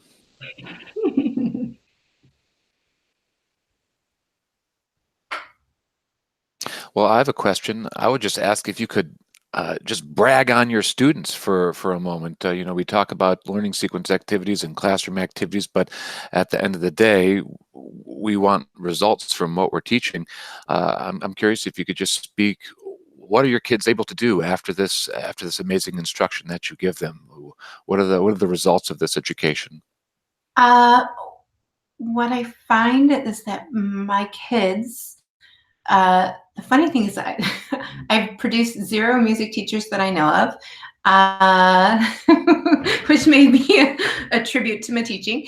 No, what I find is that my kids stay in band and orchestra longer, that my kids seek out musical experiences beyond what's offered in school. I have a handful of kids right now that are all doing ukulele, and they weren't with me when we started doing ukulele, but they have all picked up instruments and are playing and have little groups together in their garage. And I just find that my kids understand things musically in a way that sustains them musically beyond their years with me, if that makes sense. And I think that to me is the cool thing, is that they get a foundation where where they don't need a teacher to make meaning from music anymore. And if I've done my job well, my kids are independent of me, and that's what I want for them. So that's what I see more than anything. So We have some questions on some beginning activities for kindergarten, or just some favorite activities in general. Oh goodness. Do you have another 3 hours? No, we could talk about We'll book it for the spring. Yeah, next spring. Next spring. I would tell you if you go to my blog, singtokids.com, and click on the blog link, and there's a tab that says Find It Fast, and you can actually there's a drop-down menu where you can click kindergarten. And I've written lots of posts about kindergarten and music games and singing games and all kinds of different things I do with them. I think the most important thing is please carve out, I mean, we all get our kids singing and chanting and moving in our classrooms. Please carve out dedicated audiation time for your students. There is an audiation time built into every kindergarten classroom or class that I have the entire year. Time to just listen and think music is so meaningful for them and setting their foundation up. The other thing is allow for your kids to explore without correctness. I think so often, that doesn't mean I don't want them, I mean, correctness behaviorally, but incorrectness, let them explore and figure out who they are as musicians and make mistakes without attributing something being right or wrong. I think those are really wonderful things to give to your 5-year-olds. That's great. Thank you very much for that. So shall we begin the second half of the workshop? There we go. All right. So if you're just joining us, we're here with SingToKids.com's Jennifer Bailey, and she's going to continue to present the workshop, Making MLT Work. This is New England Gimmel, and it's all you. All right. So I'm going to go back into screen share again, just to keep me honest in what I'm doing. And hold on. There we go. And I'm going back into here. Beautiful. So skill learning sequences. This is where we go back into discrimination and inference learning, and we're going to talk about what really happens in our classrooms. This is the truth. The truth is that we all feel like we are rock stars at discrimination learning. Sort of. Maybe, kind of. And the reason I say that is because if you have taken a level 1 professional development learning course, you come out with a lot of information about discrimination learning. And so you feel solid in that information and delivery of instruction. And you feel like you're going to go back and do amazing things with your kids. And we do. We really do. And I think there's some little pitfalls that we have to identify and reflect on in our practice, and we're going to talk about those. The other thing is that you bridge to inference learning because you teach improv, right? But do you bridge any other time to inference learning? And if, again, full disclosure, like I started this journey, I've been teaching 23 years. I started learning about music learning theory probably 25 years ago.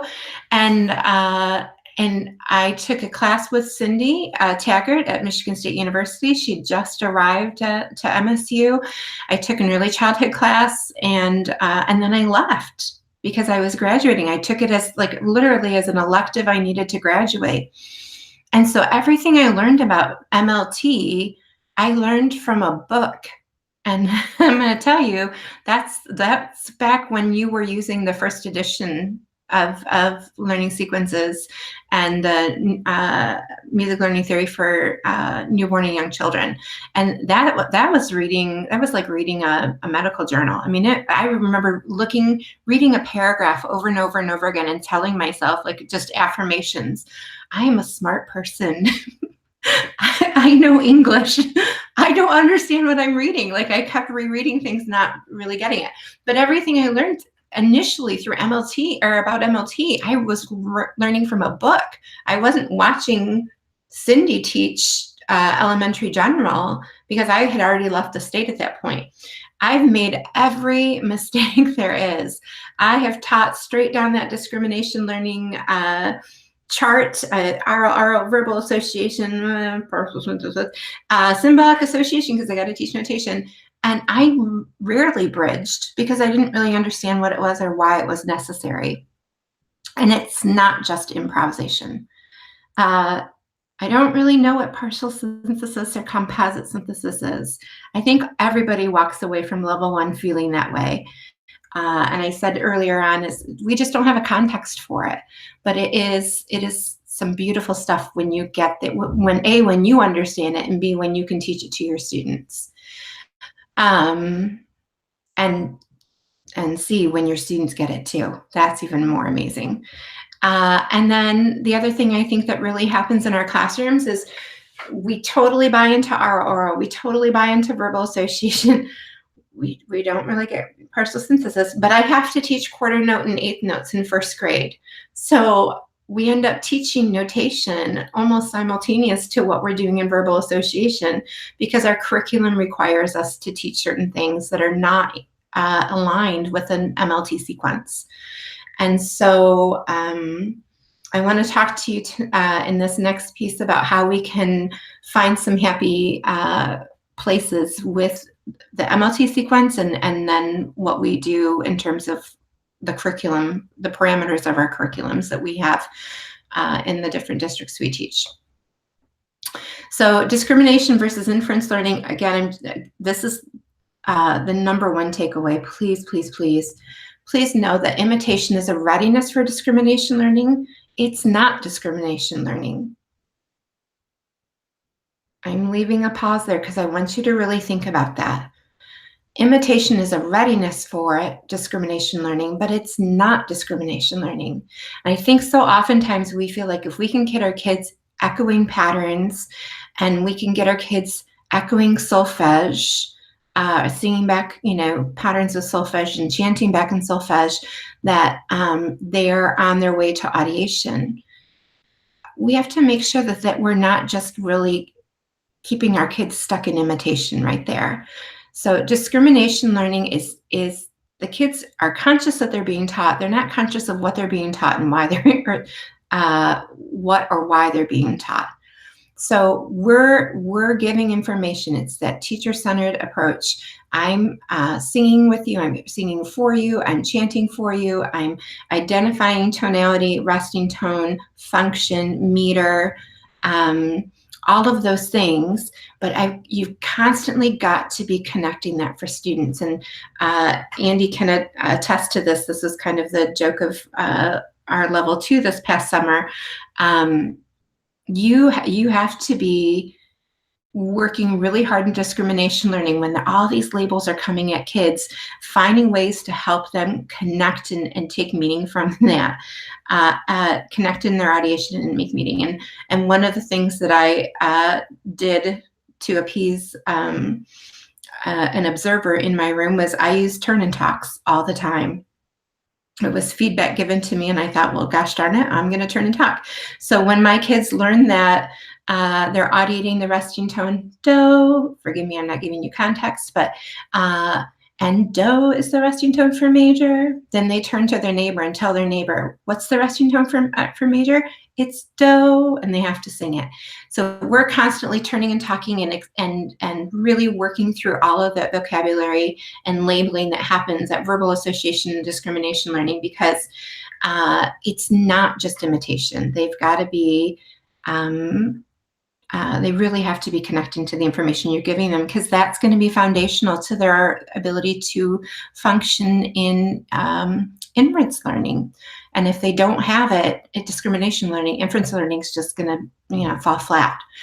I've said this already before, but discrimination learning is teacher-centered, meaning I'm kind of the vessel through all the information that's going to flow out to my students. But inference learning is student-centered because the child has to make the decisions and engage in the learning. They have to teach themselves. And so I'm creating opportunities and experiences in my room for the kids to make those choices in inference learning about what they're going to do musically based on their development in their aptitude. And I think that you have to, this is hard, because I'm going to say to you, when I started teaching, I think my classroom was probably 75% discrimination learning, 25% imitation learning, and no inference learning, because I thought I had to kind of move in that, linearly across and never bridge. I really feel strongly that you need to be providing 40 to 50% of your class should have some inference learning opportunities. And that's a lot of time to be thinking about that. But if you've got to have inference learning in every class that you do, and it's possible doing it in kindergarten, and I'll talk about it in a little bit. But and you're talking about in terms of classroom activities, not necessarily learning sequence activities. Not at all about learning sequence activities. Everything I'm going to talk on from here to the end is going to be classroom activity driven.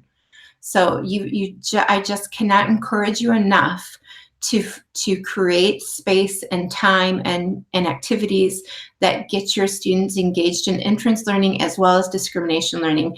And you have to bridge, is what Dr. Gordon calls it, bridging, but you have to be moving from discrimination learning over into that inference learning to give kids opportunity to apply what you're teaching them. Okay. So I'm just going to go quickly through these things because most of you know this already. Oral. Our new content is always introduced at oral. If you look through those learning sequence books,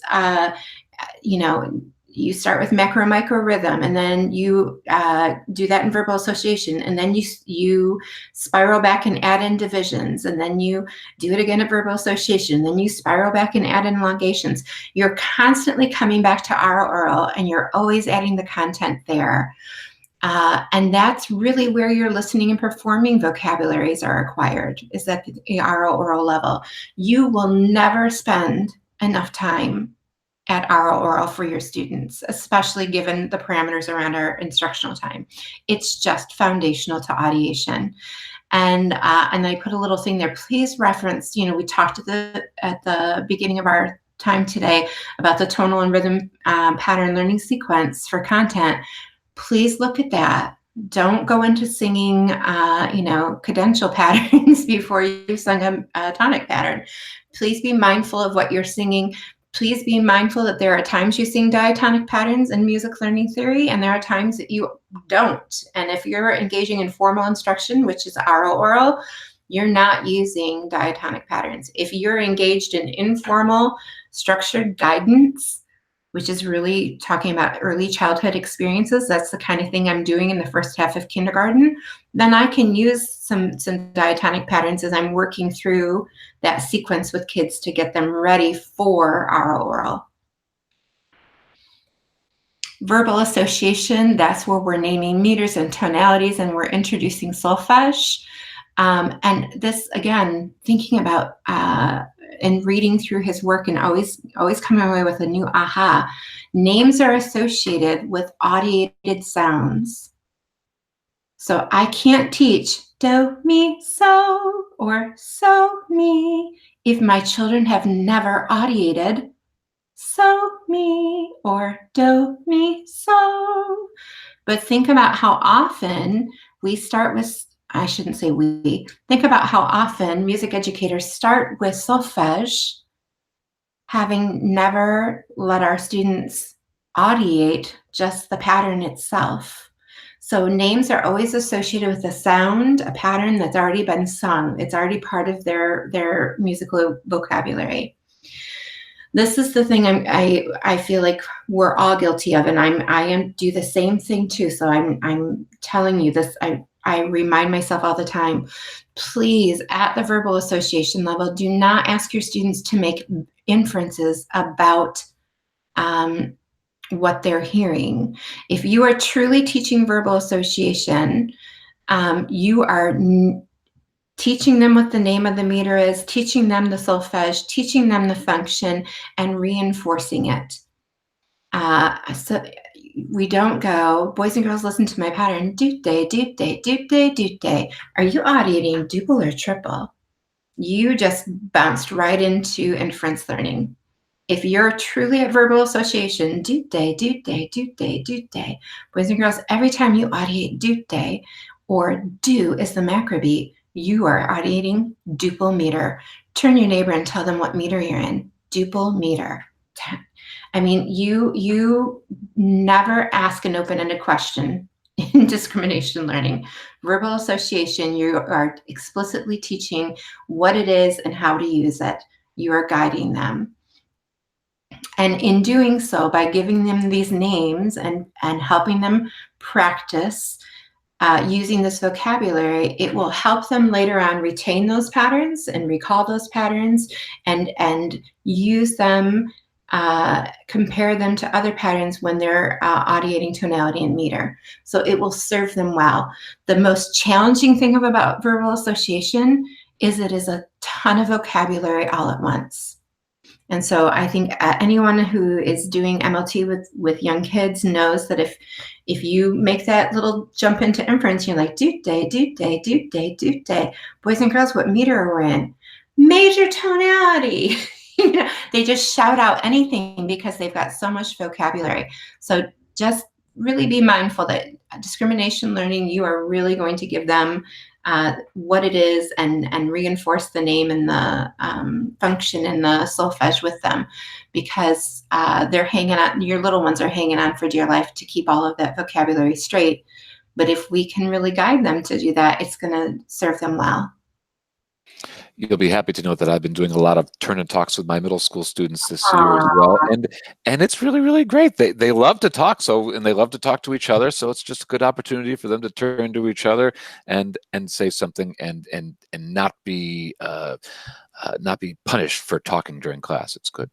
Well, and the other thing I think about is that because discrimination learning tends to be so teacher-centered, that when you do these little turn and talks, it just empowers them to again restate what they just heard, and sometimes or I should say oftentimes, I find my students are the better teachers than I am. My students learn from each other in a way that's much more powerful than anything that I will offer.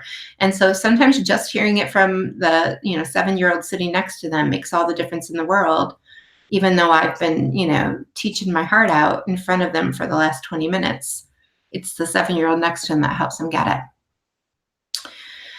So I thought if you wouldn't mind, and we'll have to play with volume here, I was a little worried about that. I just thought I would let you peek into my classroom a little bit and see what some of this looks like in terms of classroom activities. So this is a first grade class, and they are doing Stretch and Bounce from the Music Play 1 book, and I'm sure it's in something else, maybe experimental songs and chants, and I'm embedding rhythm pattern instruction in there. We're probably doing a tonal LSA in the classroom, and so I've made a decision to do some pattern instruction in between things. So you're going to hear them do some verbal association, and you can see they're all standing because we need to move.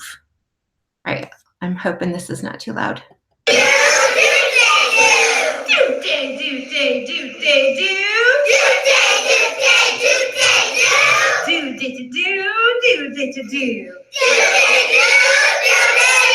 Let's do a stretch one more time.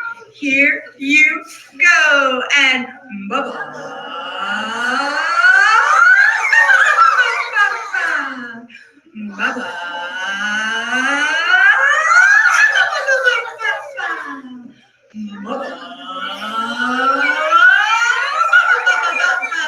Big circles.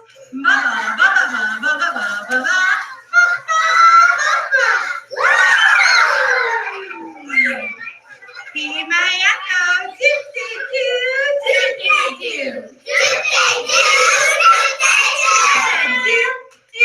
You got to do.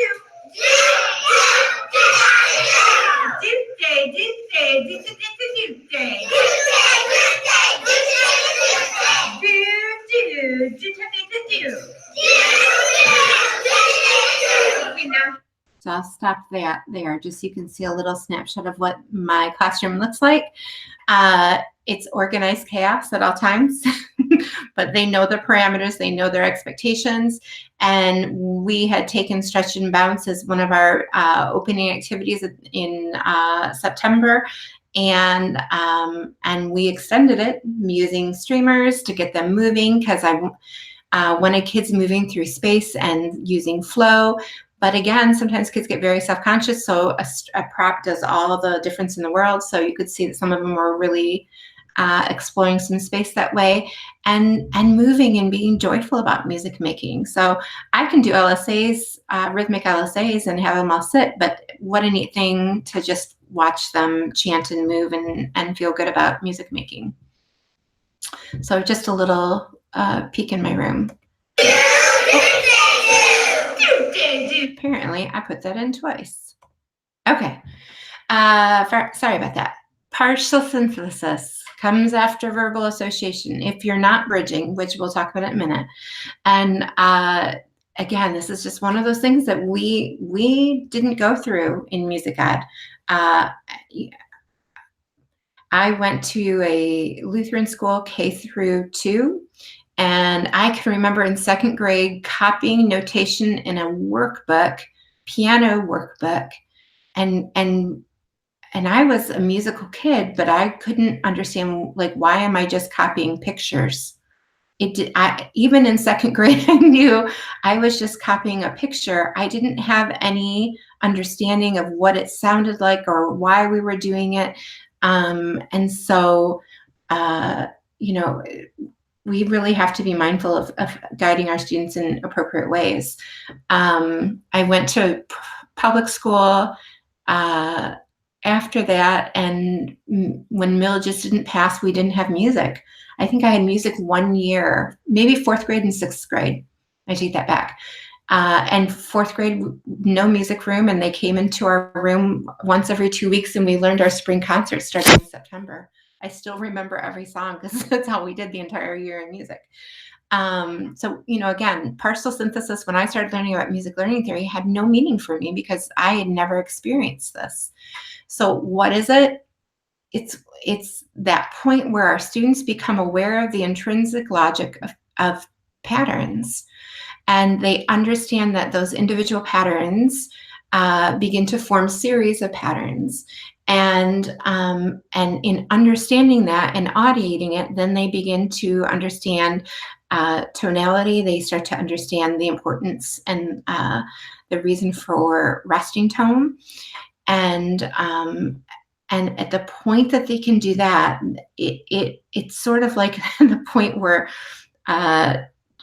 Dorothy lands in Oz and goes from black and white to Technicolor. I find with my kids, like the minute they understand that songs and chants can, like, oh wait, I can do patterns in duple, but I can also do the same patterns in triple. I can morph things from major to minor, and I can, you know, just by changing this or that. It's just an amazing, powerful moment in your classroom. It's discrimination learning because when you do it in LSAs, so this is really important distinction.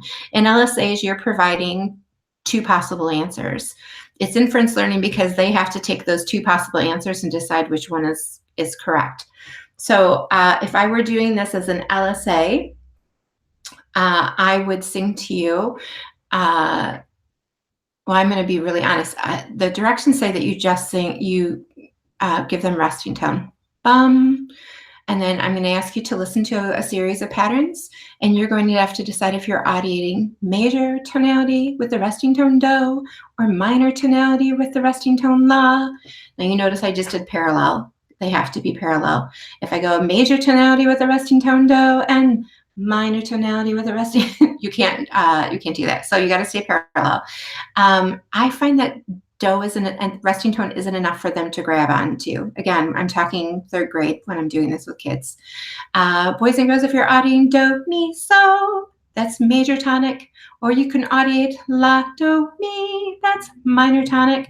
I find giving them the tonic chord to kind of audiate and hang on to grounds them more than just the resting tone. But then what happens is I give them minor tonic and major tonic, and then I sing a series of patterns for them. Bum, bum, bum, bum, bum, bum, bum, bum, bum. Are you audiating do, mi, so, or la, do, mi? And then they have to give me answers. I'm audiating do, mi, so. And then I can say, do you agree with somebody? Yes, I agree with her. I can say, for singing do, mi, so, is that major tonic or minor tonic? Or what's the resting tone? So the thing is, you start to just ask questions. You have conversation with them. If I'm doing this in classroom activities, it's much more fun because then you can start to play with showing them how songs can morph between tonality. So the example I give all the time is John the Rabbit, but the truth is you can do it with just about any song. Songs that have resting tone response are really great ways to do it, but I was thinking about the little song, oh my, no more pie, pie's too sweet, I want a piece of meat. Meat's too red. I want a piece of bread. So you're familiar with that little song. So I always teach the song in its entirety. And then I'll come back to it a day or two later and I'll say, boys and girls, every time you hear, oh my, we're audiating the resting tone, la. Can you sing that? La. Good. Every time I sing a phrase, would you sing la? Oh my, la. No more pie, la. Pie's too sweet, la. So you get the gist of what I'm doing. And then we'll come back to the next class. Boys and girls, did you know I could change that song and make the resting tone do? Listen. Oh my, do, no more pie, do, pie's too sweet, do, I want a piece of meat, do. So I present the song in major, I present the song in minor, and we practice the resting tones. And then what happens is I come back, class 3, 4, 5, and I sing the phrases in different, going back and forth between major and minor. And the kids have to respond immediately with the resting tone. So if I say, oh my, la, no more pie, dough, pie's too sweet, la, I want a piece of meat, dough. And so we start to play with them understanding that resting tones and tonalities can be interchangeable. And that's a great way to get kids to partial synthesis. I can do partial synthesis with first grade. In fact, right before the Easter Passover holiday, we did John the Rabbit that way. And of my 3 first grade classes, 2 of them nailed it on day 1. My student teacher looked at me and was shocked that they got it that well. But you can start to play with partial synthesis before you even get to it in the learning sequence. Because again, if I wait till 3rd grade for them to understand how to use solfege and how to use these tools to aid their own audiation, I almost feel like I'm holding them back. So, we talk about that spiraling from oral to verbal association. Dip your toe in partial synthesis, then bridge back. If they get it, great. Go back and add new content, oral and verbal association. If they crash and burn, go back and reteach some verbal association for them. Or go bridge into generalization. Because the reality is, if they get it, I've been holding them back. And they're capable of doing more. If they don't get it, that's information that's important for me too, because now I know I need to go back and reteach something. I need to go back and fill a hole in their audiation or in their foundation, their listening vocabulary. So I just encourage you to play with partial synthesis. And you can do the same thing rhythmically as I just did tonally. It's a little bit hard when you're doing things with words because you really have to be mindful of how you're going to switch things. I was trying to do it with clackety clack, clackety clack, clackety clack. The train is coming down the track. And the kids go doo-daddy, doo-daddy. Or they'll tell me like doo-daddy because they know the microbeat.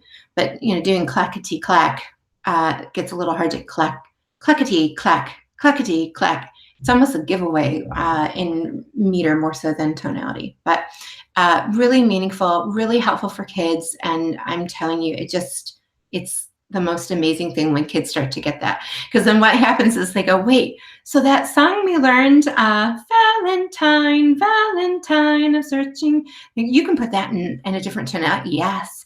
Wait, Alley Bally, Alley Bally. Yes, Alley Bally Bee. They want to go back and listen to every song morph. And then I'm like, why don't you go try and do one now? And you figure it out.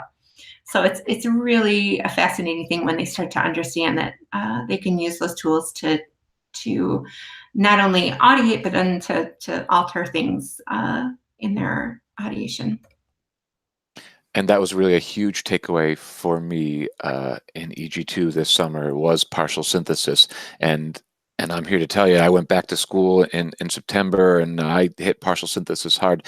And that really alone has made the most difference with me and my curriculum and my students. It really is the thing that really triggers inference learning in them, that partial synthesis skill.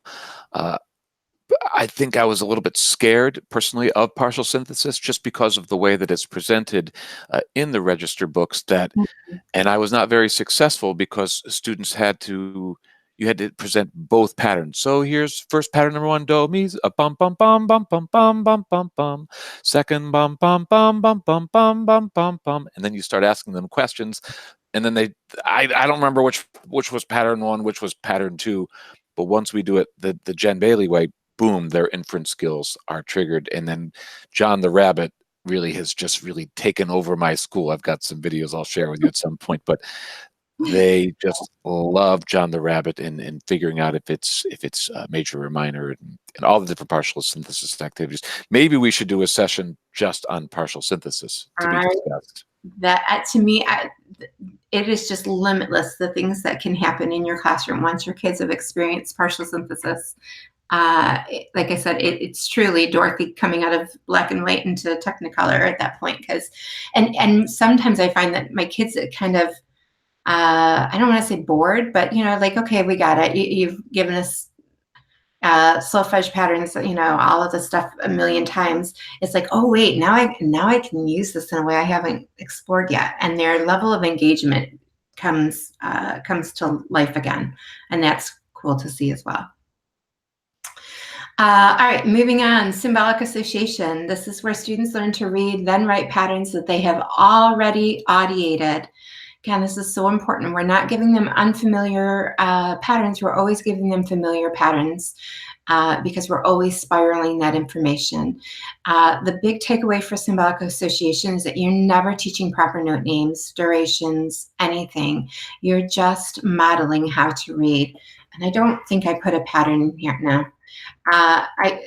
When I'm showing notation, so let's say I've chanted to you today, ba, ba, ba, ba, ba, ba, ba, ba, and I've chanted to you, do, day, do. And now I can say, boys and girls, when you read the pattern, or when you hear that pattern, do, day, do, this is what it looks like. And then I point my finger right up to the notation, and I say, look and listen while I read, do, day, do. And I read the pattern for them. And then I go back to the beginning and I say, look and read, ready and say. That's my prep pattern. I don't have them echo the pattern immediately after I say it because I don't want them working in imitation. I want them working in audiation. And they have to hold that pattern in their audiation while they're looking at it. So look and read, ready and say, do, day, do. I gave you division, which is out of sequence. I should have given you macro. But always give them familiar patterns. Always model how to read the pattern. Do not explicitly ask them to read it before you've chanted it to them and shown them how to read it. And then give them a prep so that a prep sequence before they read it, so they're not working in imitation. I feel like symbolic association is something most of us do well, except that maybe we go more into inference and ask them to read without, without modeling it for them. So you don't do a symbolic association LSA per se. It's more of a classroom activity in that pseudo LSA format. So here's what I'll say. Where symbolic association falls in the LSAs is, remember I talked about how sometimes your curriculum demands you to teach certain things that maybe you haven't taught as an LSA yet. So symbolic association rhythmic is unit 10, if I'm correct, I think. And I get to, in my thing, I get to rhythm unit 10 about the end of 4th grade, after I've had to teach recorder, after I've had to do many other things. And my district curriculum says I have to teach quarter note and 8th note in 1st grade. So here's again, my little cheat. I spend a lot of time at oral, a lot of time at verbal association. In 1st grade, we dip our toes in partial synthesis and play with it and start to understand. And once we've done that, then at the end of 1st grade, in fact, we just started doing it about a week ago, I introduce macro, micro patterns at symbolic association. I show the pattern to my students, I read the pattern to my students, then I model, or I go back and give that prep sequence, and then they read back to me. I don't give anything harder, different, more, just exactly what they need. And then we play with it lots of different ways, and then I go right back and spiral back to our oral and verbal association with my kids. So I honor the sequence that Dr. Gordon outlines, but again, we have curriculums that don't align with MLT sequence, and so we have to find ways to make it work. And that's my make it work, is that I oftentimes, when I'm required to teach notation to my students, our end of the year is where our notation occurs, because I really try to honor the sequence the way he wrote it. Marilyn is asking, do you show students in rhythmic notation? I do, yes. I'm not, I will say, I think the queen of that is Dr. Reese, Dr. Jill Reese. I've seen her do it, and I've watched videos of her teaching it. I'm not as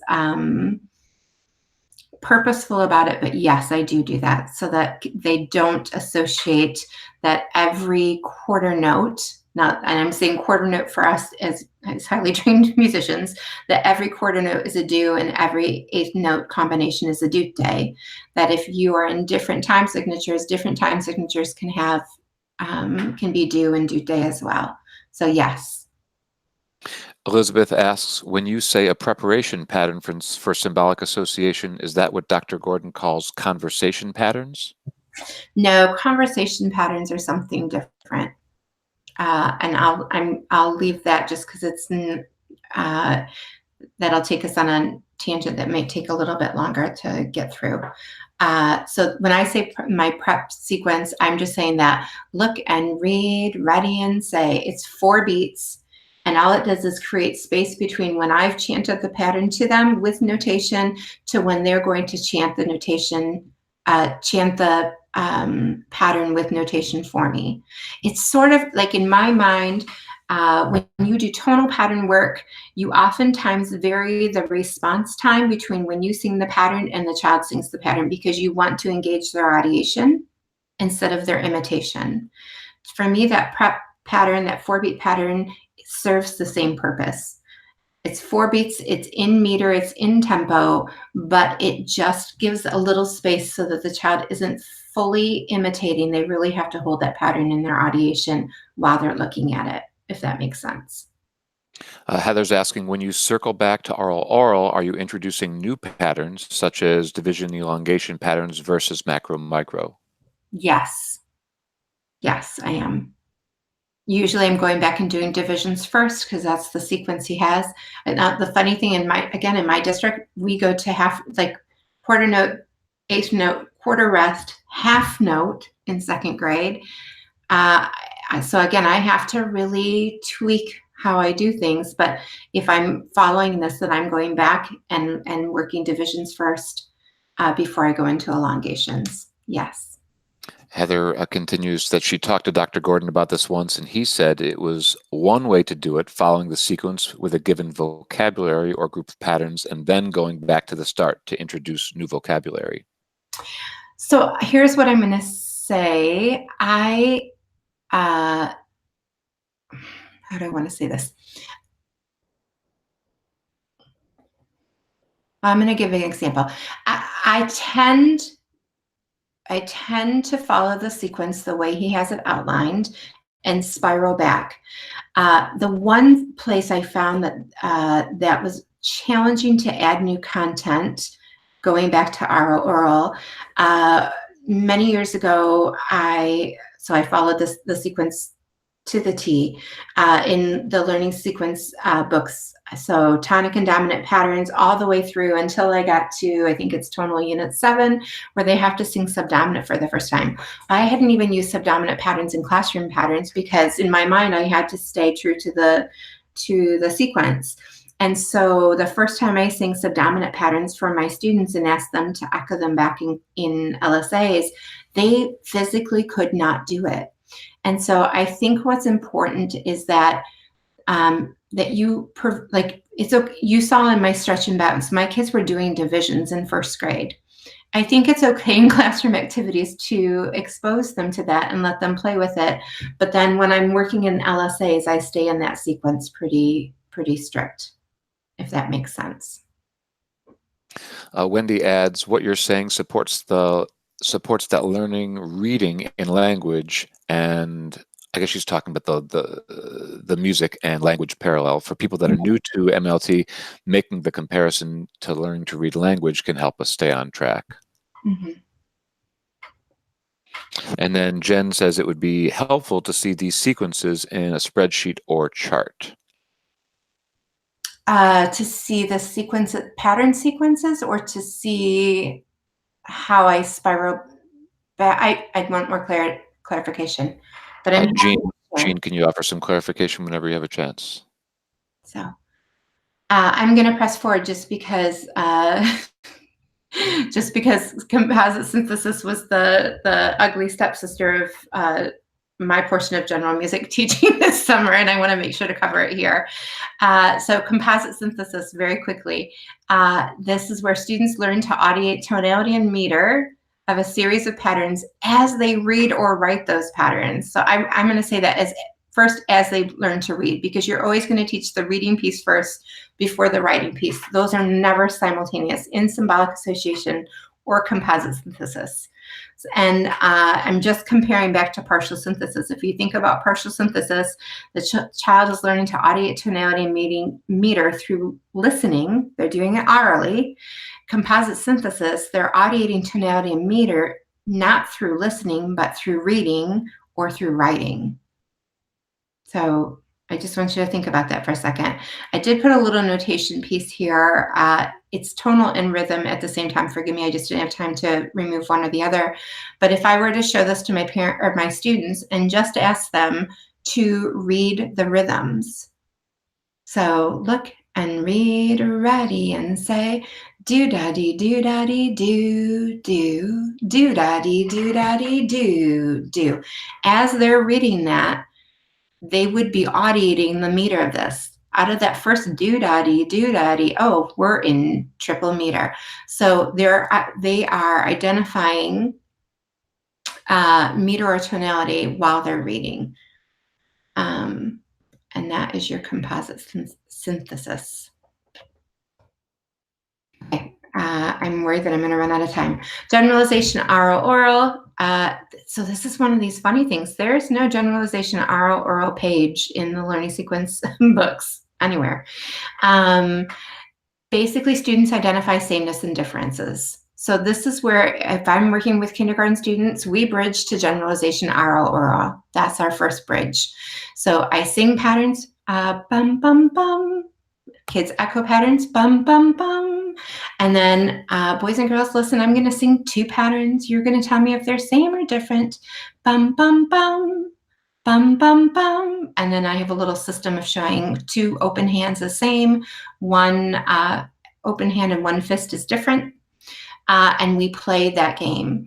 The next thing is having them improvise some patterns that way, which is really getting you into improv, but that's kind of where we go from there. Generalization verbal, students learn to translate patterns from neutral syllables to solfege. They also learn to translate, it's kind of not the best word, but function as well.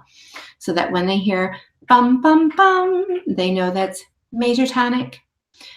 In fact, when I talked about that walk the plank game that I do with my kids earlier, that's one of the natural outgrowths. We do walk the plank with tonic patterns. We do walk the plank with dominant patterns. We do it in major tonality. We do it in minor tonality.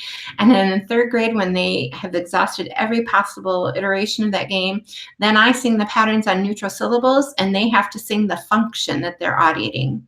So boys and girls, listen to my pattern. Bum, bum, bum. Major, and then they all jump and go major tonic. If I sing bum, bum, bum, bum, they don't get to jump. They don't get to do anything. So having them work and begin to generalize what they're hearing, you're helping them connect that tool of solfege to their audiation. It's so important. Generalization symbolic, that's where students are reading. And Ed says that that's commonly thought of as sight reading, but the reality is if you've done your work in discrimination learning and symbolic association, generalization symbolic comes very, very easy to your kids. Many years ago, I had a band director who worked with my kids in my building, my 5th grade band kids. And so these were kids that I'd had since kindergarten. And he came in one day very frustrated with me. And he's like, I just want to know what you're doing with your kids.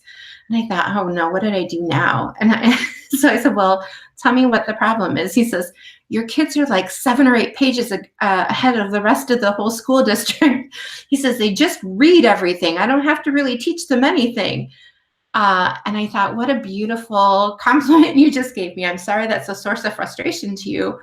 But, and so he and I sat down and talked about, he really wanted them to keep pace with everybody else. So we talked about, instead of having them move ahead, why don't you have them work in small groups and 2 kids play the melody and 2 kids play the chord roots, or 2 kids play the chord roots and somebody improvises off the melody or improvises off of the harmony or what have you. But generalization symbolic happens very naturally for kids that have really had good instruction at discrimination learning. It's not hard for them. It makes a lot of sense. Jean asks, would it be correct to say that partial synthesis gives limited choices for answers and generalization is more open-ended? Partial synthesis is you give them 2 possible answers. So I always say it's sort of like equating it to a toolbox. I need to hang up a picture. I have a nail. Okay, that's my pattern. I can use a screwdriver. Or I can use a hammer. Which one is going to do the job? So you give them 2 options. They're going to try both and figure out which one is the better fit. Generalization, they are making choices about what they're hearing. The difference is it's not open-ended because there's always context. There's always a tonality that they're hearing. So they're hearing sameness and difference in major tonality, minor tonality, duple meter, triple meter. They're translating patterns that are major tonic patterns. They're translating patterns that are major dominant or macro, micro, duple. So there's always context. It's not open-ended. Where it really is open-ended and there's no incorrect answer is when we get to creativity and improvisation. That's where there's more open-endedness, and even there's parameters. So I'm just going to scoot back here for a second. This is one of my little same and different games. So this is a generalization oral activity that I do with kids. It's a great filler when you've had a day with no voice or your kids have been a little bit crazy, and this focuses them but still gives them great content. So I'll let you just listen and see what it does.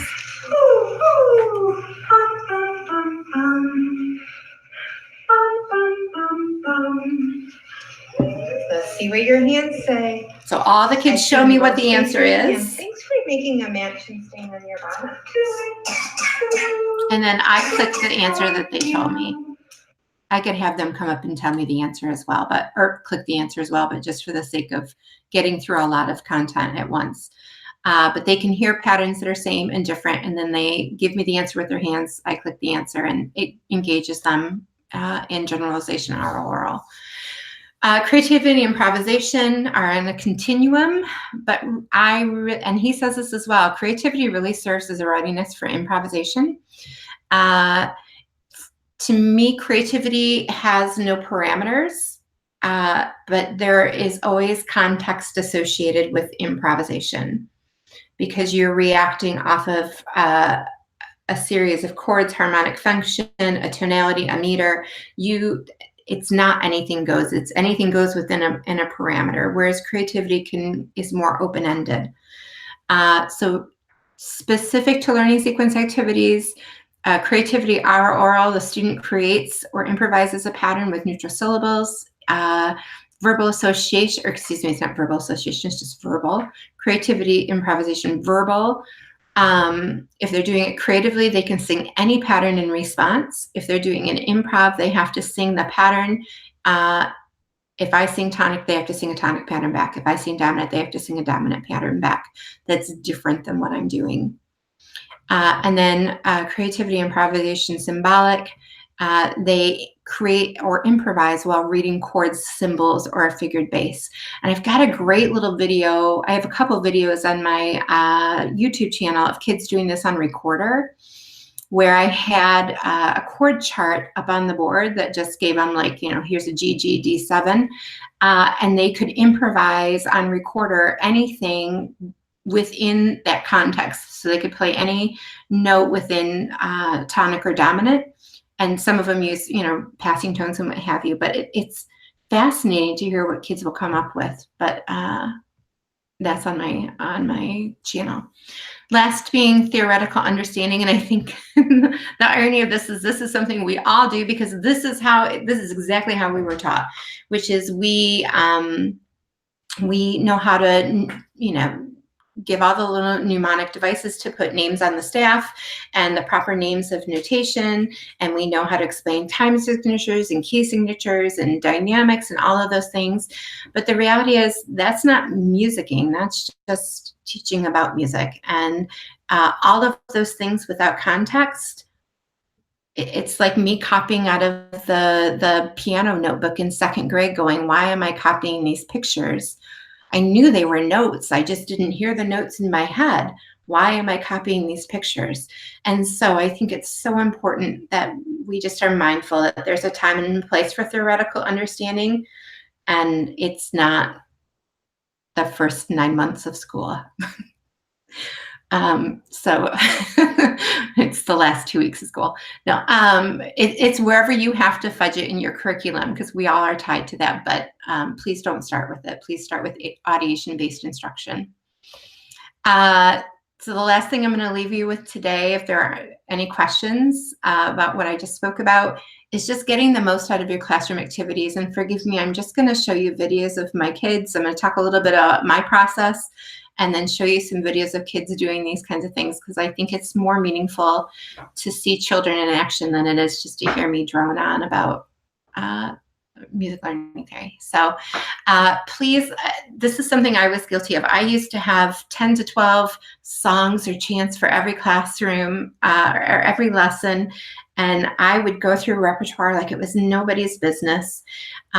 And I took an Orff level with Brian Crisp, who is just this amazing musician and practitioner. And I don't even think he teaches music anymore, but just an amazing human being. And one of my takeaways from my Orff level was, any and every opportunity you have to choose quality repertoire, do it, and then go deep in it.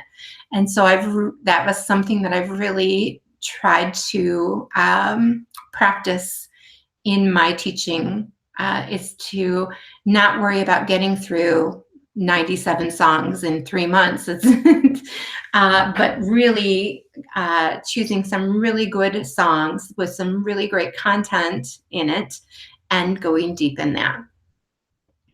The second one, this is just sort of how I function, and you're going to see those first 3 words really are kind of a Kodai way of thinking, which is Kodai lessons. You prepare the content, you present the content, and then you practice the content. I added a 4th P, which is then you perform it, because it's one thing to practice it, it's another thing to take it to a level where you feel like you have assimilated that information to a point where you can perform it and feel good about it. So I tend to teach my lesson plans. I write most lesson plans on a 4 context cycle. So I see my kids once every 3 days. My lesson plans are written for about 2.5 weeks of instruction, in which I'm preparing for the new content. I'm either finishing up something, wrapping up something, and then I'm going to present what's new. I'm going to give opportunities to practice it, and then we're going to tie it up and feel good about what we're doing.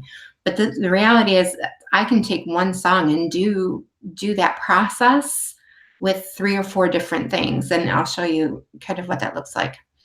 And then don't be afraid, like you teach a song, don't be afraid to extend it. The learning with instruments, with harmony, with improvisation, creativity, movement. There are endless ways to take one song and kind of pick it dry and get the best out of it. And I think of my song repertoire the same as when I teach early childhood lessons. As long as my kids are engaged, we keep going with it. you know, when I teach baby music classes, oftentimes the people who are bored in the class are the parents. Like, why are we doing this scarf song over and over again? Because your kids are still musicking. And as long as my kids are still engaged in the musicking of a song, then I'm gonna keep teaching as much as I can out of it.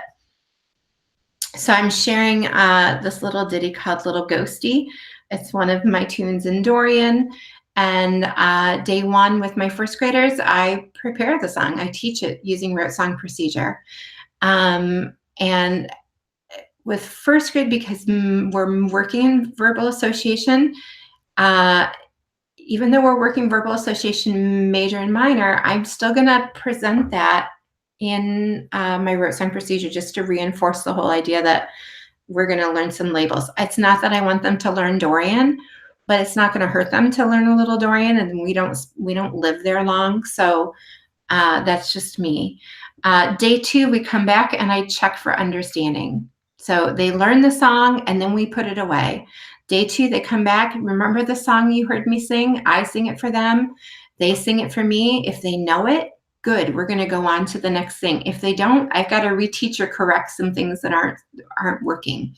So in this, the content was singing resting tone. Day three, we're going to come back and we're going to practice singing it and doing resting tone and singing it and doing resting tone. And then day four, you're going to perform that you really have this. And then I'm going to extend the learning a little bit, and I'll show you some different ways I do that. So you're not seeing all 4 days of my instruction. You're just going to see little snippets in my classroom with kids doing this. So you present a song for a specific purpose. So in this instance, you are presenting the song Little Ghosty for the main purpose of I'm going to do resting tone in Dorian, and everything that you do is for those 4 days is focused on achieving that skill of getting students to learn resting tone in Dorian. That is correct. Yeah. And I think maybe next time we would love to see what that looks like in first grade, second grade, third grade, fourth grade, fifth grade. What are all the different skills that perhaps you present in each grade, and what are some of the songs and techniques that you use in order to get that done? Well, and as I was kind of working through this presentation, I was making all of these notes to myself, like next time I want to videotape this entire process so you can see what this looks like in every grade level. And I want to be able to, show you what that all looks like. So I am going to go ahead and put that video on for you and let you hear it. Ready and sing. Little ghosty, flying so high. Little ghosty, flying high. Go away. Go. And that cut off. So they're just learning the song and singing, and then here they are with their scarf. Little ghosty, in a different key. Flying so high. Little ghosty, please come say hi. Go away. Ghost, be my echo, ray come long, ray come long, love so long, tea so love for ray, so me so, ray do ray,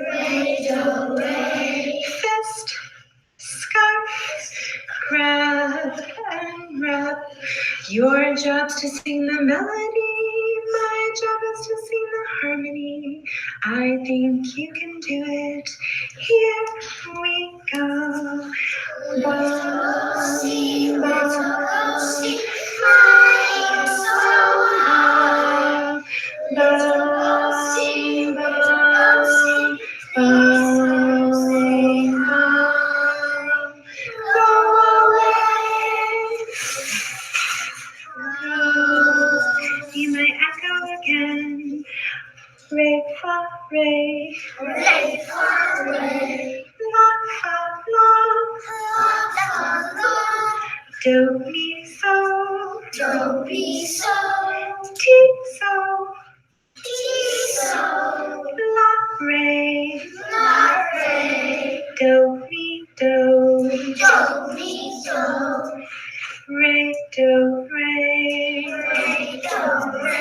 Last time to make your little ghosty fist scarf. Grab and wrap. Here we go. Little ghosty, flying so high. Bound, bound, bounding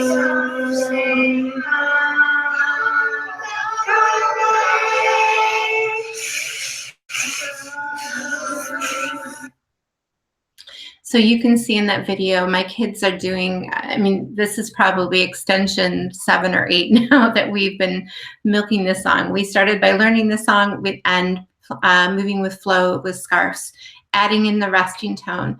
There comes a point where they've heard the song and they're comfortable enough that they start singing on their own. At that point, when my kids are independent in their singing, I stop singing with them and I go right to chord roots with them. So this is first grade, October, and they're able to hold their melody while I'm singing chord roots. And then I just, again, as an extension, we've already been working verbal association and all these in major and minor. I threw in a little bit of tonal patterning in with solfege, just to normalize it for them. Like, you're not always going to have the resting tone do or la. Sometimes you're going to have re, sometimes you're going to have so, and here are some patterns that are there. So it's just an example of my classroom. This is another little song I did in October. This is with I think 3rd grade. So day 1, prepare the song with song procedure. This is one of my songs I wrote. It's in Phrygian and in triple. I don't think it's in any book or anything. Day 2, check for understanding. Do they know it? If they can, I'm going to present the content, which was generalization. Then we're going to practice it a little bit, and then they're going to show me they can do it or extend the learning in other ways. So this is, I think, the first video where they've learned the song, and it's Halloween, so we're doing light up sticks in a dark room because it makes it feel more fun. So it's Halloween night, it's Halloween night. Put on your costume and let's make a fight. It's Halloween night, it's Halloween night. Let's have some fun.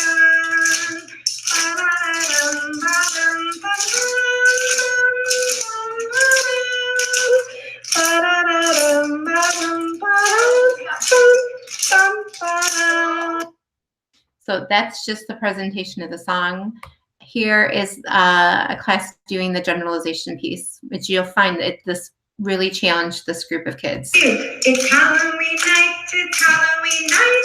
Put on your costume and let's make a fight. It's Halloween night, it's Halloween night. Let's have some fun. Translate my patterns for me, please. Ba ba ba ba ba ba ba ba. Ba ba ba ba ba ba. Ba ba ba ba ba ba ba ba ba. Ba ba ba ba. It's Halloween night, it's Halloween night. Put on your costume. So I won't keep you through that whole activity, but it just gives you an example to see ways that when you've practiced generalization in learning sequence activities, that you can connect it to classroom activities. Or in this case, I probably was previewing something we were going to be doing because the LSA page was coming up. And for this, again, the generalization rhythm pages are really difficult for kids. The patterns, I shouldn't say they're difficult kids. The patterns are very difficult for generalization. So just getting them in the mindset of being able to generalize triple meter patterns was really necessary. Otherwise, that page was not going to go well for them, or that unit was not going to go well. Jen, we have about 10 minutes left. There are some questions. Would you rather continue forward with your presentation, or do you want to answer some questions? Questions. Okay. So let's see. Elizabeth asks, at some point, do you have kids sing chord roots while you sing the melody? And I think that was in reference to the Ghosty song. Absolutely. In fact, you could hear it happening. Hold on. La, mi, la, mi, la, mi. So just so you know, it really happens. Yes, they do that. And in third grade, at the point where they get really good at seeing chord roots, then we move into chord tones. So that one group is singing la, do, mi, or excuse me, one group is singing la, and that they're singing the changes within the tonic. So I'll have one group going la, and one doing do, and one doing mi, and then they sing the changes in between. So again, if I could talk to you about what we do K through 4 and had the whole day, we could really dig deep with this. But yes, we do. Great. Ashton is asking if you could put this song on your teacher's paid teachers. I think he's referring to the Halloween song. Ashton, I know Miss Ashton down in South Carolina, and I will put it on my blog in my teacher's lounge. So if y'all don't know, on the teacher's on my blog, singtokids.com, there's a teacher's lounge, and all you have to do is send me your email address. I don't spam you. I send a newsletter maybe once every 6 to 8 weeks. I'm not very good about that. But what happens is you can sign up to get into the teacher's lounge for free. They send you a little password, and all of my free content is on there. And there are things that are really MLT specific that I don't put in my TPT store because not everybody in the paid teachers world is MLT friendly. And so I will put it up there for you on that blog page. Okay. Tyler is asking, how early do you sing chord roots with them? I sing chord roots as early as kindergarten. I just don't use solfege. But again, if my kindergartners can sing a melody independent of me, I go right to chord roots. I don't always ask them to sing chord roots to me in kindergarten, but I do, as soon as they're independent, I go right to harmony. And using songs that have a 1, 7, 1 are really, really, really easy for kids to pick up so quickly. Marilyn is asking, do you ever teach the tune first without words? I used to do that, and I have just found, again, for the sake of efficiency and instruction, that I more often than not just teach the song with words. Dr. Herbert Marshall did his PhD on looking at that and found it to be pretty inconclusive in terms of rote song procedure with words or without words. The kids learn the melody about the same. And so I tend to just do it all together. Going back a little bit, Joy asks, creativity serves, this is a quote from you, creativity serves as a readiness for improvisation, and if you could elaborate on that. Yeah, so here's the thing. Creativity has no parameters. There are no wrong answers, right? Because it's just what you hopefully are audiating, but oftentimes it's not. You can create without audiating. We do that all the time. We do that, we do that. I'm doing it sometimes in my language when I'm talking, that I say things before I really thought them through. So we can create without musical thought or without really deep, meaningful thought. I feel like you have to learn sameness and difference, and you have to learn how to speak difference and to be different before you can be different within a context. Like you've got to learn to make the mistakes of what you can and can't do before you learn to stay in the lanes of improv. And so, like I think about my little ones. My student teacher just did her final project for her teaching degree was on improvisation, and she did it in triple meter with my first graders. And time again, I had a first grade student who improvised in duple meter. So she'd go ba ba ba ba ba ba ba ba, and they go ba ba ba ba ba ba, and they were so proud that they were different. But the reality was they were creating, not improvising, because they were being different without being in the context. So Kianush asks, I think I have this question right. Is it possible to explain how I can practice with children to audiate drone or other parts like an ostinato in an Orff orchestra? Well, if let me see if I can put this whole PowerPoint on my I'll link the videos onto YouTube, because what I would show you is the video before where my kids were singing chord tones. Then the video I have right in front of your face is my kids playing the chord tones that they just sang, or the chord roots. So in essence, I mean, they're singing la, mi, which is really just a harmonic ostinato. And then we transfer it to instruments. So that's the next progression. If we had time, I would play this video for you so you could see that happening. And then here you could hear them singing this entire song in a round with somebody singing chord roots below it. So there's so many different ways you can do it. But yes, you can absolutely do drone or do bourdon. But anything my kids put on an instrument, they have to have performed in the body first. They have to have sung it or chanted it before they take it to an instrument, because that's where meaning happens, when they put it in their audiation first and then put it to an instrument.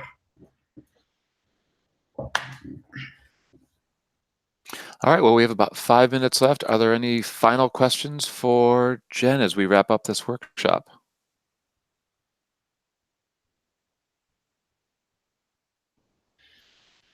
All right, looks like there's no final questions. I think that it would be a great opportunity for us to send out a survey after this workshop, and we have Jen right here. What are the things that we would like to learn further from Jen? You touched on a lot of different things in this workshop, and any number of these things could be a workshop in and of itself. So let's find out what are the things that we want to hear more about and present future workshops. Perfect. As Wendy says, well done. We need to do many more of these. Joy says, thank you so much for today. Lots of thanks. Lots of shout outs for your Teacher's Lounge. We're asking for a workshop on preparatory audiation. I'm seeing amen, more of these. I've learned a lot. Thank you so much. So much good information. Take one grade and see what a whole year looks like. Is there a handout that can be emailed, even the PowerPoint? I know you touched on that earlier. I will go ahead and put that together as a PDF. And Andy, I'm assuming you have email addresses of participants that we could email that out? Or Kristen does, yes. Okay, or I was going to say, or I can put it on the Teacher's Lounge as well, and you can access it either way. Awesome. Elizabeth Haymaker says, my teaching will be different this week. Leslie says, videos of teaching in action are super helpful. And I know that you and I have talked about it in the past, that's one area where I think that MLT is lacking a little bit. We need to see this in action. Absolutely. Absolutely. I agree. Wonderful. Thank you so much. Wen Jing asks, so where can I find more information about MLT workshops? I would encourage you to go to gimel.org, which is our national website, and there is a tab there where you can find workshops, and Michael Martin is the curator of the workshop page, and every workshop that is offered through the chapters and through presenters going to conferences, state conferences and what have you. For instance, I'm going to be in Wisconsin in October and presenting a bunch of sessions there. And all of that is on that page. So you can find out when somebody's in your state or in your country, or make plans to come to us and do a professional development learning course through Gimel. Jean says that she would love a workshop on planning efficiently and keeping track of who is where. It's tough with so many classes and levels. Oh, is that the truth? But yes, we can talk about that. Jen, Heather Holden is asking, are you teaching any levels this summer? I'm not. I purposely made a choice to take a summer off. I'm teaching a 2-day ukulele course at Baldwin Wallace in June, but this is my one summer free. I need to be mama for a summer. I know mama all the time, but this summer more than ever, I need to take a little time. Alicia is saying, I hope that there will be more webinars because she's far away. Again, a lot of people are not in an area where they offer a PDLC or have a Gimel chapter. So these types of things I think are really, really important. Yeah, this is wonderful. Love it. Robert says, will we get a link for rewatching this? And I think the answer to that question is the link that was emailed out to you is a link that's going to be viable for 1 week. So you can watch this over and over and over and over again and take copious notes. Wendy says, conference. Do we want to talk about what's going on at the conference this year? Are you presenting any sessions at the Gimmel conference this year? I am not presenting sessions at the Gimmel conference because I was knee-deep in parenting that week and didn't get my stuff in. But you should go, everyone that is listening to this webinar, you should go to the Gimmel conference, and we can have coffee and talk about the questions that are burning in your mind. And you should go see all the amazing people who are presenting, because the reality is you don't learn from just one person, you learn from differences. We learn what something is by knowing what it isn't. So go see amazing people like Cindy Taggart and Heather Scholdes and Wendy Valerio, and go see Natasha Sigmund, and go see Andy Mullen. Are you presenting? Go see all these amazing people, because you will learn amazing things from everyone else. I am a better teacher because I have spent so many summers with Cindy and Beth and Allison and Heather and Wendy. And Wendy, please invite me back if this is the Wendy I think it is. And all of these amazing people have molded me into the teacher that I am. And I continue to crave to learn to be a better educator and instructor for my children. And what we gave you today was 3 hours, and really what you really should be doing, if you haven't done it, is really go take a professional development level course, either from Jen or from somebody else. There are plenty this summer, even though it's a conference year. If possible, get to it. It really can change your life as a music teacher for sure. It will. All right. Well, with that, we are at 12 o'clock. I'd like to say thank you so much to Jennifer Bailey. She has lots of resources available on her Pay Teachers page, on her YouTube channel. Please go check it out, and we'll send out a survey to get more information about what webinars you'd like. So this is Andy Mullen here with New England Gimmel, signing off, saying thanks very much, and we will see you soon. Thank Take care. you. Bye-bye. Bye.